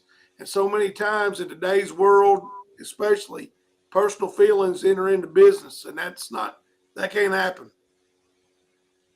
Jeff Frog Wheeler says, Pat, are you getting some scattered, smothered, and Chuck, for the Waffle House promo? You're advertising Waffle House. Are you going to get something free out of that? Well, I'll tell you this, a funny story. And no, scattered, smothered, and chucked or covered is not what I get. I get smothered and diced crispy. That's what I get. But I actually take pictures in Waffle Houses as I travel. You know, I drive around the, 2 or 3 states a lot, and for work. And so I stop a lot and I eat at Waffle Houses, and I'll take pictures and I'll tag the store and what I had and all that, and put it on Twitter sometimes. And every now and then, Waffle House will send me a $50 gift card. Well, that's so yeah, I guess I'm a Waffle House social influencer. My Meg gave me this for Christmas, so this was not a Waffle House gift. Late February, Bill Dundee returned to USWA TV. This is Talking Memphis Wrestling on the 5th day of September. I'm Randy Hills with Adam Dunn, Pat Trammell, and Chris Ellis, and we watch the 1996 March edition of USWA Championship Wrestling, where Bill Dundee returns to USWA Wrestling. And it takes on even greater consequences now with Jeff being injured. We don't know exactly what Bill Superstar Dundee walks into the studio. So the winner of that will be the #1 contender. Bill, I saw you a little bit earlier. I didn't know you were going to be out here on television with us. I thought you were just dropping by to say hi. Well, I was. Then I got to thinking about it. Just like Lawler says, they come up to heaven to say, you got any wrestling tickets? Well, you know what they say to me when I walk down the street in Memphis? Where you been, superstar? Well, I'm out here to tell you, and that's why you look a little squeamish, because you usually tell the truth, Lance Russell. Okay. And howdy doody over here. Bill, we can do this again another time. We're gonna do it today, brother. I drove by today to do it today because it's been bothering me since September the 8th in Ripley, Tennessee. You know what they said to me? I caused an altercation in the dressing room. Well, it takes two to do that. So, okay, so this is the wrestling business. That's what it's all about. So we get nose to nose. But it's all Bill's fault come the 9th, because when I got here to this TV station, you was here. Mr. Coffee comes running up to me and he says, Bill, please, let's not get into that. This has no place No. here. All you folks, they want to hear it, or don't you? Yeah, right. Okay, so Mr. Coffee runs up to me and he says, Randy Hale wants to talk to you. Oh, I figure, well, you're down in the production room, that's what you do. So I go down there. Who's there? You, Dave Brown, and Corey. And what do y'all do? Y'all get up and you leave. And you know what Randy Hale does? I wish you would right now. We'll finish this and talk about it after. Hey. You know what Randy Hale does? Come on. He looks at me and he says, Bill, you're fired. I said, on what? He said, you are fired. I said, why? He said, you know why. Hey, brother, it takes two to dance. It takes two to do a lot of things. And I never done it all by myself. But they fired me. 20 years I've been around here, blood, sweat, and tears. And they keep... Brian Christopher, the only thing he does, he goes, ah! And he thinks he's great. Then you got PG-13. Yeah, one of them's my son. They got stupid shorts on. They got sneakers on. Couldn't beat their way of a brown paper bag. And they fire me? No, sir. So, and you was in on it, because you could have come on. I wasn't in on any of it, Bill, and I think it's very inappropriate. As long as we've been around together, you come out here and start this stuff, Jamie. Hi, Lance. Hi, Dad. How you doing? Good to see you, man. I'm glad to see you. How are I'm you? glad you finally woke up, walked out here with that wolf. You need to team up with your old dad. How are you? Well, no, wait. Huh? First of all, I didn't come out here to team up with you. I come out here to tell you that what you're doing is embarrassing yourself. You're embarrassing me, JC Ice. I don't want to be your partner, not that you're the greatest wrestler in the world, because I don't want to ride on the Dundee name. I made a name as JC Ice, right or wrong? Yeah. My boy, I made a name as JC. I didn't want to be Jamie Dundee for the fact of they would say he's where he is because of Bill Dundee, and I did not want that, Dad. Well, well, whatever way you want it. I got you in the wrestling business, and talk about being embarrassing. It took that idiot that you drive up and down the road with till he was 22 to get a driver's license. It took him 8 times to drive it. Don't start that stuff. And you're telling me how embarrassing it is? He couldn't get himself lost in UK. But you wasn't even scheduled to be here today, man. You need to come out here, man. This is... You're out here talking about somebody not having a driver's license, somebody getting fired. Yeah, you're right, you got fired. And it wasn't just nose to nose, Bill Dundee, and you know that. It had something a little more to do with just nose to nose, didn't it? Yeah, they fired you because of what you did. And I shouldn't be out here talking about this on the air. Yeah, we'll let Dave Meltzer tell everybody about it in the sheets. That's what we'll do. Yeah, Bill Dundee, you got fired. That's right. I didn't. I don't like you, and I hate your guts. And it ain't nothing. Hey, look, this guy don't care about you. This guy don't care about me. He don't care about himself, man. You don't need him. Get out of here, man. Come on. Well, I'm telling you, Bill, already it's just what I said. You end up stirring up trouble now. You knew you come out here in the name of truth, and you get yourself right into the middle of a problem. Well, let me ask you this, brother. I never even got a trial. By the time I got there, they just said you're fired. So we got nose to nose. So we do whatever. But it don't make no never mind, Lance. It takes two to do whatever that you do. And they should have fired the other guy as well as me. In fact, they shouldn't even be here. You're out here talking about 10,000 people the last time you was at the Coliseum. I know what you're talking about. None of them ever drew 10 people to come see them. I'm the guy that did it right. You're sitting here talking about things that ended up that have no business being talked about out here, and you got to come out here and start bringing all this stuff up. We don't need that kind of conversation. Oh. Hey, thank God there's somebody out here to see the light and tell all them people what it's all about. Well, I don't know if I've seen the light or not, Bill, but I've seen the fact that you've come here today uninvited. But now I'm not going to make a big deal out of it, because some of the things you're saying are right, but Bill, some of the things you're saying are not right. So probably the best thing that we could do, I mean, hey, you're right in the fact that Bill Dundee, Jerry Lawler, you know, hey, we were a great tag team. We've been on both sides of the fence. We've had some big battles against each other too. But that's, you know, that's water under the bridge. This stuff about Wolfie D and JC Ice, that's a whole different story, and I don't think I can't say that you're right coming out here and talking about it. Why don't we go, you and I, let's go to the back, and we talk about it back there. Sounds like a very good idea. Bill, we're always glad to see you, but not in the middle of a show right. out here. He knows what's going on, and he saw the light, brother, and he knows what's right. Okay, thank you, Jerry. Okay. We got plenty to go here, and we're going to get to it in just one moment.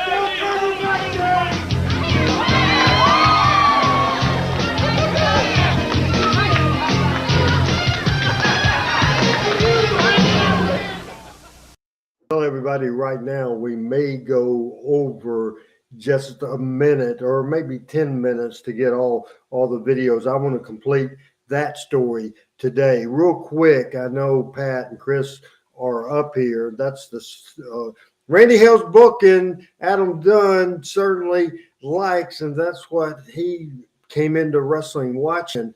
Adam, your thoughts on that segment, and I am sure you have watched it before. It gave me chills watching it. Quick thoughts. Yeah, I've definitely watched it before, and you're right. That's about the time that I got into Memphis wrestling was during your booking time there of USWA. And yeah, I mean, it's just, the best story that you could never tell is a true story, or, it's like when they talk about the best personalities are usually just that person turned up to 11. Situation, you kind of have a problem or a fight that happened, and now you turn it up to 11. Let's get it out there. Let's talk about it. Let's say everything that happened.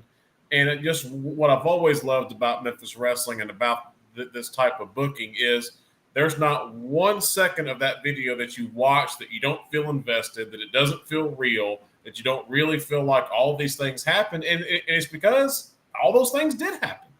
And right. You don't Pretty have simple. to make it up. Right. Yeah, it is what happens. So, yeah, you have no, it's not hard to buy into it because all that stuff happened. It's just now everyone's on the same page and say, hey, you know what? Might as well make a little bit of money off of it.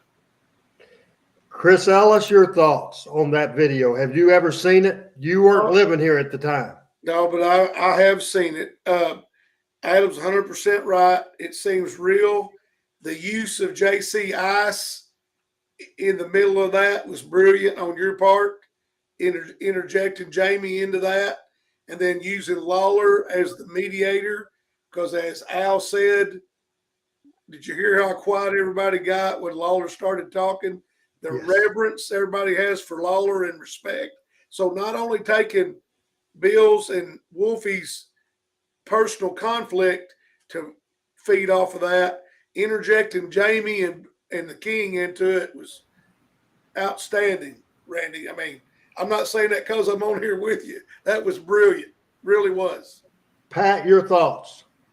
It's interesting to me, and as you know, I didn't grow up on Memphis wrestling, but I've certainly been watching it forever, and I have seen that. But I remember one time I was with Jarrett, and we talked, and he talked about using real issues, and he talked about Randy Savage when they were doing the ICW thing and showing up with their with Lanny and Angelo and coming to the matches and all that. And I mean that was a shoot.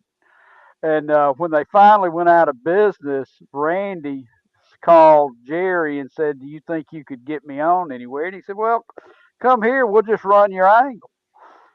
And he said, "Really? So I thought you'd be mad." He said, "No, we can make some money." And that's how Randy got to Memphis. But it tells better if it's partially true.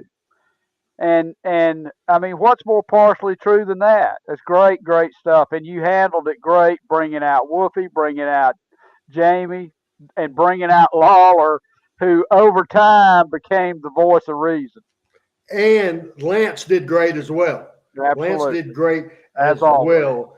Then one of the first matches back, there was a loser leave town match between PG-13, and they went against Rich and Gilbert. Dundee not booked at the show. He ended up causing Whoopi to get beat.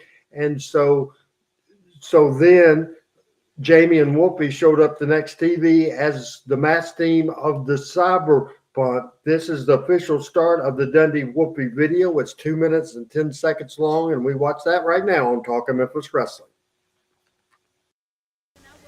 We've got a big final event. This is not it. We've still got plenty of time. Brian Christopher coming up against Motley Crue. Here comes Bill Dundee once again. Okay, Bill, now we tried to tell you... Just explain this to me, please. I mean, right. Wolfie D and Jamie Dundee are Randy Hale's friends, right? And, man, Jamie lived with me all his life. You could wrap him up in a sheet and I could tell you it's Jamie Dundee. I promise you that's Jamie Dundee and You're Wolfie talking D. about And the he needs to be Cyberpunks? Yes! Hey, Yes. you don't know that's who it is. This is the problem. We have a TV formatted. You're coming up messing Thank up. you. Go back to the back. No, because he should not be here, that Wolfie D. He got whooped in a loser leave town, Randy, and you were protecting him just like you did.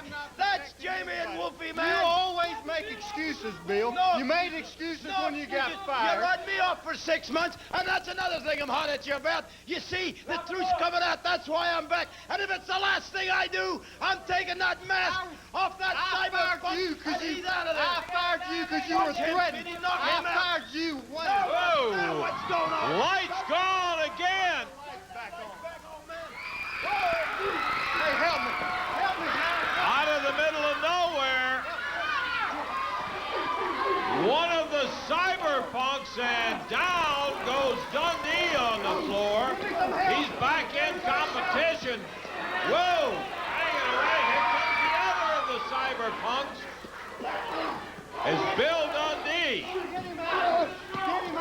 As the lights went out and suddenly Dundee takes a shot and he I'm telling you, I killed that idiot. Get out of here. you don't know exactly who that is, and well, Bill Dundee is convinced. He, of course, was hollering that was Wolfie D and his son, Jamie. And the Cyberpunks making another spectacular. You know, we'll get comments from these guys in just a minute. I want to play the next video just to show we continued to build this, and we had pretty much everybody involved as we continued doing it. This happened involving me, Bill Dundee, Louisville, Kentucky, and the road dog, Brian Armstrong. And Adam found this jewel and uploaded it last night, and it is on the clip side, Adam, and we'll watch this right now. Rips my shirt off and he's beating me up and everything. So I go to talk to Randy Hale. I said, brother, I'm going to have this boy arrested. Put him in jail. He's nuts. The next thing, bam, he's through. By the way, play the tape. You'll see it. And this is exactly what happened. And this is why I'm mad at Wolfie D. And it's all your fault because I have a tape. And brother, if we was in a court of law, they would find you guilty, boy. Let's take a look now. Bear in mind, this is a tape that Bill Dundee provided. He said, no, look at this idiot.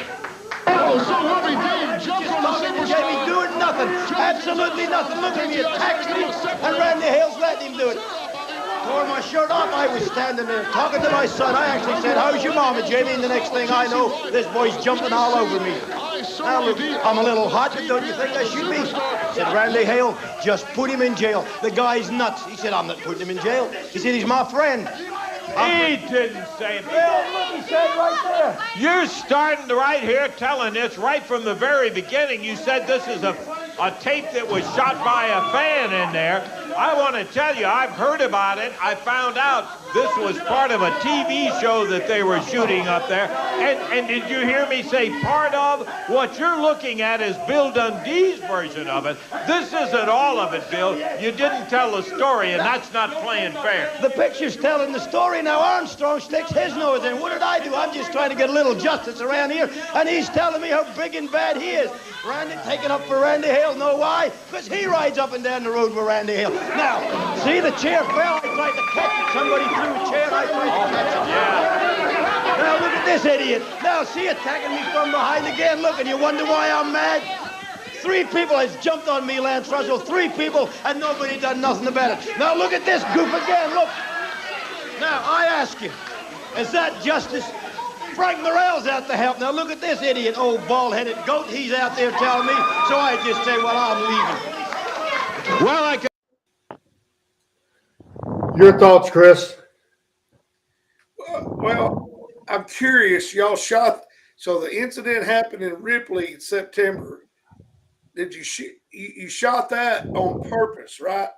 Like that Louisville deal was part of the story after Bill came back.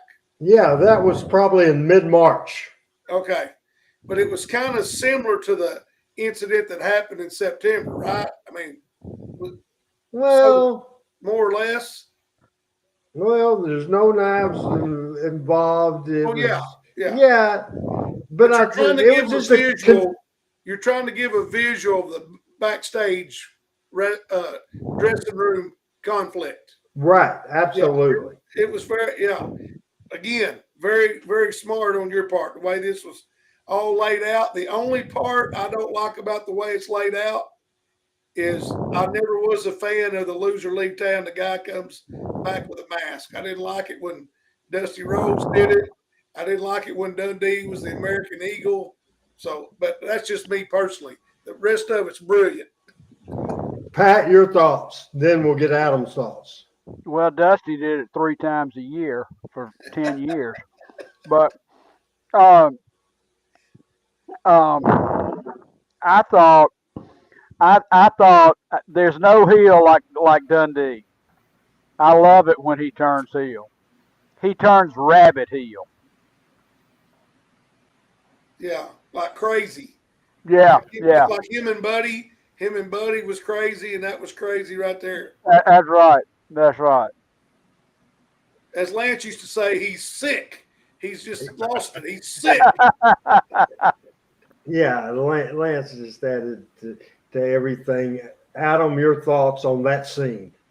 Yeah, and I'll just say a little bit to what Chris was talking about. Normally, I would agree, but in this situation, I think, the way in which Jamie and Wolfie were, quote, gotten rid of by Loser Leave Town and them coming back as the Cyberpunks, I think it was something that the fans were really behind it. And the whole time you had Dundee saying, that's them. I know it's them. And most people, you could tell it definitely seemed like them, but maybe it wasn't them or whatever. And then I thought it really got paid off well when Dundee obviously came back as the American Eagle. And it was just almost like if they had acted like it was a legitimate thing and or whatever, but when they actually had Dundee come back and Dundee and the Cyberpunks kind of go back and forth and they agreed, they finally pulled the masks off of each other and everything. I think that paid it off better than just had they come back under a mask and it's like, okay, this is not supposed to be that person or whatever. Like we clearly know who it is or whatever. I think in this case for this story, it made sense and I was okay with it. But I definitely take your point where Dusty did it and stuff like that. What did you think about involving Brian Armstrong into the thing?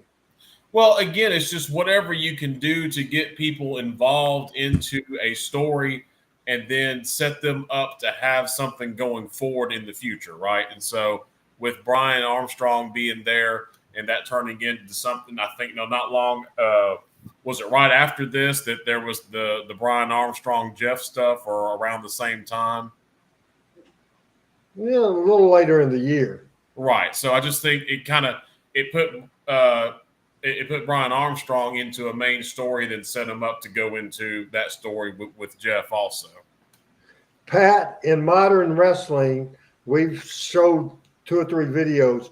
In modern wrestling, something that was based on reality, and they're using it, putting all personal feelings aside. Do you see anything in current modern wrestling like this? The only thing, and there's in the back of my head, what if the Punk thing's a work? I don't think it is, but I would be all for it.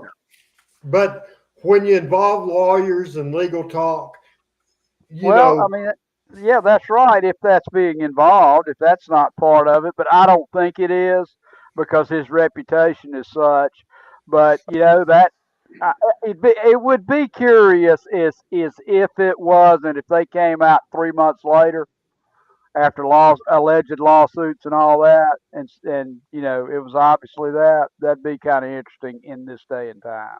Well, if the whole thing from day one, from the elite fight with Punk to this and everything that went with it, that's the most brilliant booking I've ever seen in my life. But what they've done, I really strongly feel, guys, that one of their top towns was Chicago. And by doing the firing and not having Punk in Chicago, I think they could have very well killed that town. We're going to show one more video that's a lengthy video. That's why, Adam, I put on the backstage area. This is titled Cyberpunk Fire No More. Whoopi and Dundee were wrestling, and we did this for several weeks. By this point, Lawler was booked as a heel. So we evolved Lawler in a heel role. What we're going to show right now, Chris, do you know what we're talking about here? Or are you blind going into this? Yeah, I'm not sure I'm familiar. Are you blind going into this, Pat? I am. All right. So I'm not going to ask Adam that because he's not blind. I'm sure we'll let him speak for himself. Adam, are you familiar with what's going to happen right now? Yes. All right. Very good. And we'll get everybody's comment. And we'll wrap up the show talking Memphis wrestling as we go to the backstage portion of where we keep things stored. It's a 16-minute video. And guys, our microphones will be as hot as we are live as live can be. And we can talk over this. So we can talk over this and get our comments in here as we go to that video and talk in that Memphis one. wrestling. This was quite a scramble. And you can see Cyberpunk Fire pulls Lawler out. Lawler was determined he was going to have him out of here, Corey. And the way he was going to do it was beat him and get him to unmask right there in the ring. And that's what his plan was. He had put up 5,000 big ones, and he had it right there. He had it all right there. Yeah, I counted it. Lawler right there pulled his strap down, and he went to work on Cyberpunk Fire. Well, Lawler setting him up here. Pile driver, no disqualification match. We want to point that out for everybody. And Lawler, boy, stuck him right down into that mat. I mean, he just sat on it. Cyberpunk Fire was down right there. Lawler covers him 1, 2. And Fire able to kick out. He was down, but not out of it. As he held on. Downtown Bruno, the Fire referee saw for those this dollar match. signs We're talking right in front Memphis of him, wrestling, man. dressing room fights, and we're talking the Whoopi D. Phil Dundee feud that's now involved Jerry Lawler. He caught him with one Cyberpunk Fire. power. Now he goes for a second. Fired back. Stops him, yeah. Didn't get it, and Back, Whoopi gets comes Lawler back. right below the belt. And Cyberpunk Fire. As Ronnie remembers Fought watching his way this back live. into this bout. There's Scott Batten jumping on the ring apron. There's your buddy, Couldn't keep that Pat guy away Trammell. from that ring to save our lives. And referee Yep. downtown Bruno trying to get him down off of the Uncle side Bobby's of the team ring. won. As Cyberpunk Fire whips him into the corner, catches him with a right hand, puts Lawler down. Yeah, right there is where we lost Scott Bowden. Boy, you almost hit a homer with him right there.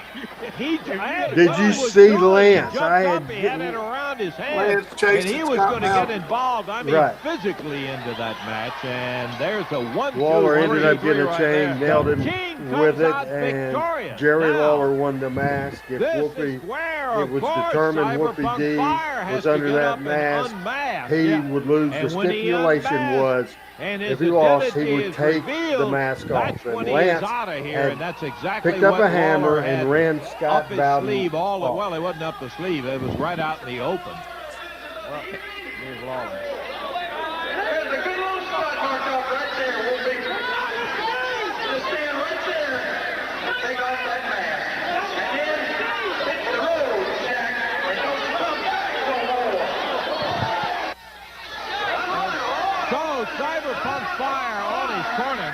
got to tell you, when I agreed, when Fire asked me to be in his corner, oh, here he goes. He's going to pull the mask off. Now keep your eye on this. There it is. Yeah, he's got another mask on. What a spare one, Lance. That's all he wore, spare mask. Rarely do you ever see anybody get the best in a mental game with the king, but in this case, there was no stipulation about the second match, and the king is out.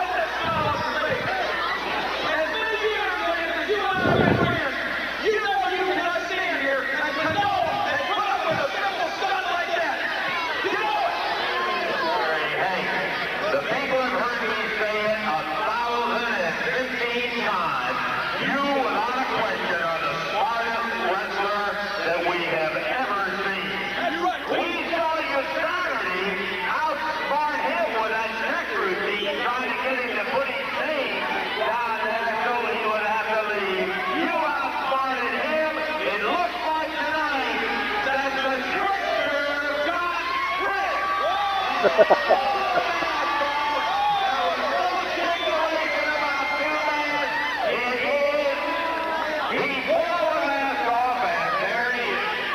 Well, I think it hurt the king more than anything was to have him outsmart him at that instant right in there when he had the second mask, and there had been no stipulation about that, and he had a second mask underneath it. Well, he's saying right there he'll have a big surprise for Cyberpunk. Yes, he did today. He said when television comes up, he is going to have. Here he comes. He is still the king. There's no question about it. Jerry, it was just one of those rare situations where I believe somebody got the upper hand. Oh, no. Don't even start that, Lance Russell. Don't try to claim that Wolfie D or Cyberpunk Fire or PG-13, whatever it is you want to call him, don't ever claim that he got the upper hand on the king. Okay. Because believe me, he's not smart enough to outsmart me, Lance. His mother, you know, he likes to come out here and talk about his mother. I'm going to tell you something. When Wolfie D was born, his mother should have been arrested for smuggling dope. That's how stupid he is. And I'm going to tell you this. I got a trick for him. I understand he's supposed to come out here and wrestle right now. Get the match started. Let me sit down right here. Okay, come on over here, buddy, and we will let you sidle right on in. And we're going to end up right now. Let me get him out here, because coming in is the protege of Bill Dundee, who is Ashley Hudson. And Ashley is going to be taking on Cyberpunk Fire in this match today. He was introduced a couple of weeks ago. Good-looking wrestler. And go ahead. Let's go ahead and introduce Wolfie D now, who lost the loser leave town match and should be out of here. And then I beat him again. He was supposed to unmask, and he should be out of here twice. He did unmask, Jerry. There you go. Ashley Hudson right across the ring. He fires over there and nails Cyberpunk Fire right in the back and takes him into the corner. That's right. He should have ducked, but he didn't. You know what? That's why he and Jamie were never a good tag team. Somebody'd be fixing to hit Wolfie. Jamie would yell duck. Wolfie'd yell quack, quack. That's how stupid he is. He's not smart enough to get one over on the king, Lance. I promise you that. Oh, okay, Jerry. Down he goes. Well, you've got a big surprise. I got a big surprise for that idiot. You said you were going to trick him today. Don't worry. It's coming, baby. Back when he was in the hood, Lance, he robbed a 7-Eleven and hid in a police car. That's how stupid he is. Come on, get him, Ashley.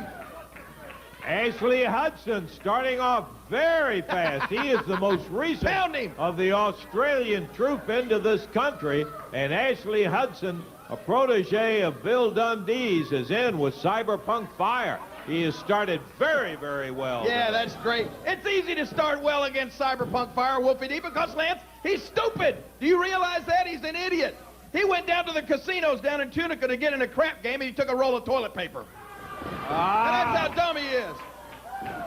Ashley Come on, Hudson Ashley. continues the assault on Cyberpunk Fire. Put it to him. Foot right upside the neck. The referee saying, back him up. He's on the ropes. As he continues that assault. And there's the fire. Hey! Fire catches him, and then with a clothesline. Come on, referee! Oh, he's not done by a long shot. You ought to know that. How can he hurt anybody with those skinny little arms? Into the... Come on, Ashley. Here we go. This is it right here, baby. Oh! Yeah. Look out for that kick! Oh! Planted it. No, right no, upside no, the head. no. Count of 1, 2, 3. He got him. He's the winner. Cyberpunk Fire, who didn't get it started too well. Okay, Cyberpunk Fire wins it. That's not much of a surprise for him. He's won a lot of matches. Hey, Where's the big surprise you got? Don't worry, I got a surprise. Okay, come over here. Come here for just a minute. Now, let's not have any extracurricular fighting out here on the floor, Jarrett. Believe me, we won't have any fighting out here because he don't want to have any more. He don't want to have any more fighting done with me. I can assure you that, Lance Russell. Look at him. Just look at the difference between he and I. Look how skinny he is. If you put a dime on his head, he'd look like a nail. He's done pretty well for Look at that body. Yeah, I don't know how. Does Sally Struthers still send you food? Let me get around here. Huh? Now listen. You think you got one over on the king, but nobody gets the last laugh on me. Do you understand that? Because you, Wolfie D, are the man who cost me and Bill Dundee the tag team titles. We're the rightful champions, but now there's 2 other clowns running around here with a belt. Oh, you're real proud of that, huh? You think that's real funny, don't you, huh? Well, let me tell you something. Like I said, nobody gets the last laugh on me, certainly not an idiot like you. Somebody is so stupid to sell his car for gas money. Did you know he did that one time, Lance? Huh? He did.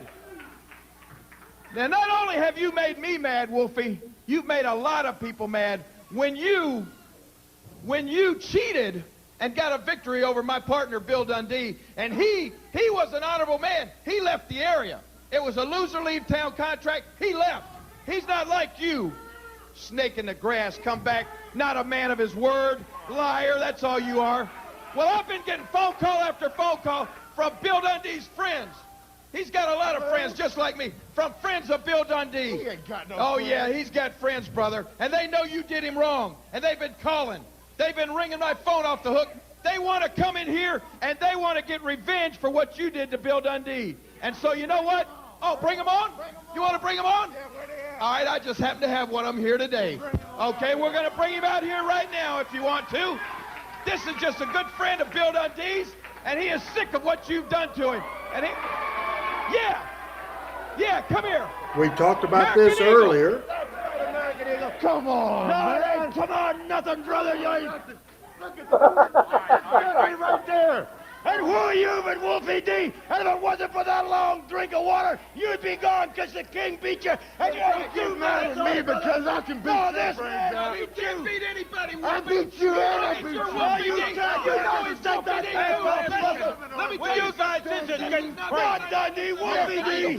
You call him the American Eagle. Good, you got the guts to fight me. Chaos. And you got the guts to fight me. You shut up. I'm telling all of you. I'll push every one of you. You keep your mouth shut. You, Lawler, and you. I am sick and tired of every week. You and everybody else in this. I'm disavowed you. You shut up, Dundee, and you too, Lawler. I'm telling you to shut the hell up. That's Dundee. I'm telling you to shut up. I'm telling you right now. I'm tired of all the tricks. Hey, will you shut up right now? I'm telling you right now to shut up.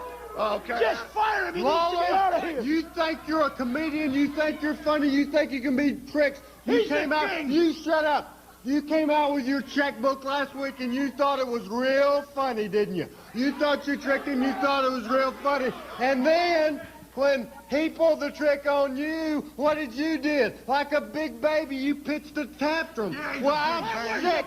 I'm sick of you coming out interfering with my television show. I'm sick of all of you. I'm sick of all of you. I am sick of all of you. And let me tell every one of you, I'm fixing to take control of this company right now. I want all of you to know you work for me. You work for this USWA. I'm tired of the tricks. I'm tired of this. This has been going on since September. It's been going on for a long time when you pulled a knife on the guy and I fired you. And I fired him now. I'm tired. Then he, in a loser league tournament, then he came back, then you. I'm sick of the whole thing. Bill Dundee. Bill Dundee, American Eagle. Bill Dundee, I'm telling you, and Whoopi D, I'm telling you. I'm telling you. I'm telling both of you. I'm not going to put up with this any longer. I want both of you to, you Dundee and you Whoopi, I want you to take the mask off, and then I'll change it. I'll go back. Shut up. I'll change the card. I'll change the card coming up, and you two guys want to come after each other, dressing room incidents in Louisville. I'm sick of it. So you can take the mask off, you can, and then I'll put a match. I'll tell the referee not to even be in the ring or close to the ring, and then I don't care if you kill each other. I don't care. Sell it man to man. Take the mask off now, Dundee, and I'm telling you that's the order. What about him? What about him? Why me first? Why me first, Russell? Because he said so. Well, because he said so. Get them both. I'll tell you what, both of you take it off at the same time, and then we'll see, and this dead gum bull will be over. This bull will be over. Dundee, I'm telling you, and I'm telling you. And then, wait a minute, hold it, American Eagle. See? Now you're telling us he takes the mask off, and then he gets a match with this idiot with no referee and no referee. That's exactly just him and him to finish this. He's gonna kill you. He is gonna kill you, punk. Yeah, he is. You are a punk. Yeah. Let's get the mask off. Take the mask off. You heard what he takes. Both of you take them off, and let's end this thing. Has he got it undone? Both of you. Hold on. Take it off. Come on. Lance, help make sure that's unfastened. Get it. It's undone. I know how to take Well, take it off. Let's see it. I don't want both of you wasting too much time.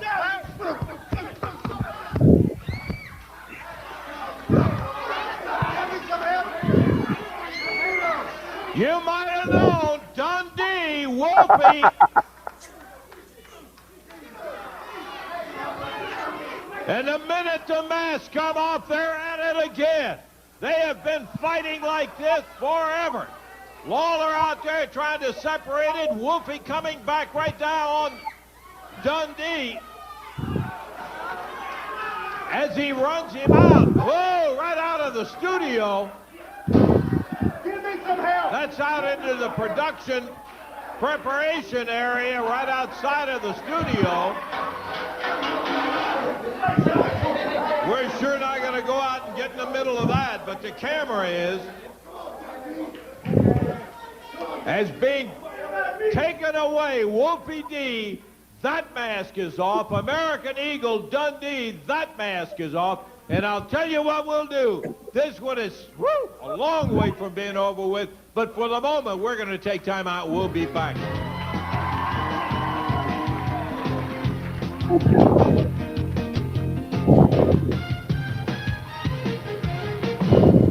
We'll go with Chris, then Pat, then Adam. So your thoughts on not only that last segment, and a few of you have not seen that.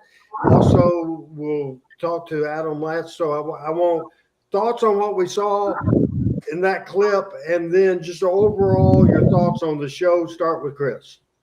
Well, again, it's all very well done, the whole thing. And having them simultaneously take off the mask and get, all setting it up for Monday night was great. Lawler and Lance's participation and yours. Yours was great when you're out there telling them to shut up. You're the boss. You're sick of it. I mean, it was all a culmination of 6 or 7 months. And at that point, a lot of people were sick of it, I'm sure. And so they were invested in it, bought into it. But the whole deal, Randy, was very, very well done. And you don't see it. You don't see storylines that go that long and build like that hardly anymore. That was outstanding. Pat, your thoughts on that angle and your thoughts on the show tonight. Well, I mean, I've enjoyed the show, and we got to talk a good bit about some modern stuff, and we saw, we talked about everything with Punk, and then we saw what real wrestling in the Memphis style, real angles, real heat, real personal issues looks like.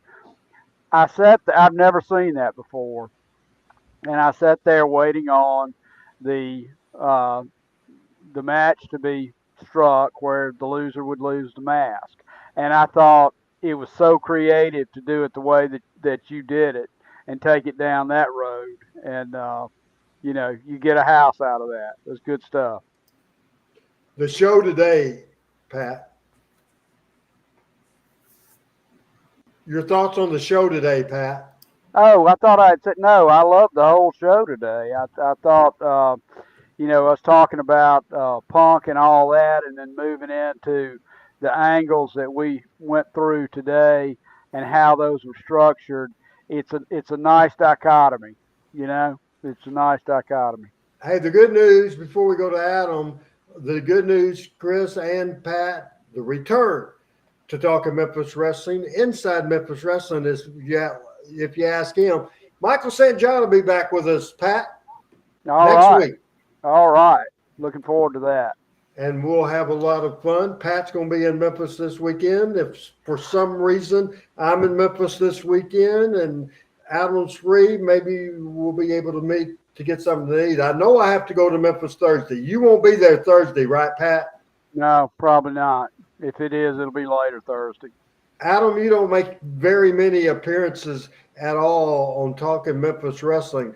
What did you think? And Panetta, let's put up her last thing. And this is the key for the whole concept of the program. As she says, love the show today, learn a lot of things I never knew before. And that's the ultimate goal of every show. Randy West, who hadn't talked, and I hope the whole crew at the West Side. Did your grandson think I was a freaking nut today, Randy? Did he watch any of it? I think it was Spencer, right? Did he think I was a complete nut, Randy West?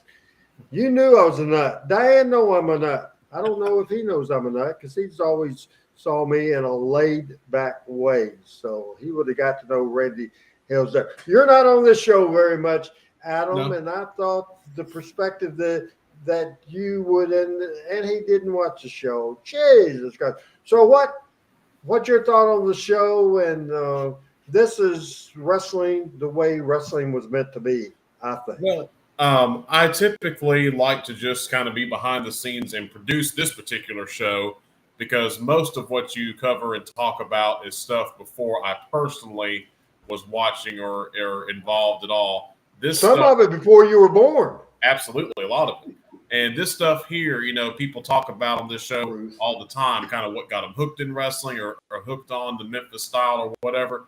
Again, this was mid 90s to late 90s. This is right around the time that I was getting into it, and these types of storylines and things like that. So many people say that, this time Memphis wrestling was going downhill or this, that. I mean, you watch this stuff right here and you can absolutely tell there's a lot of revisionist history when it comes to Memphis wrestling. And I love having this show to be able to kind of go back and take a look at these things. And to me, it's a hallmark of a good story when I've watched that clip 100 times.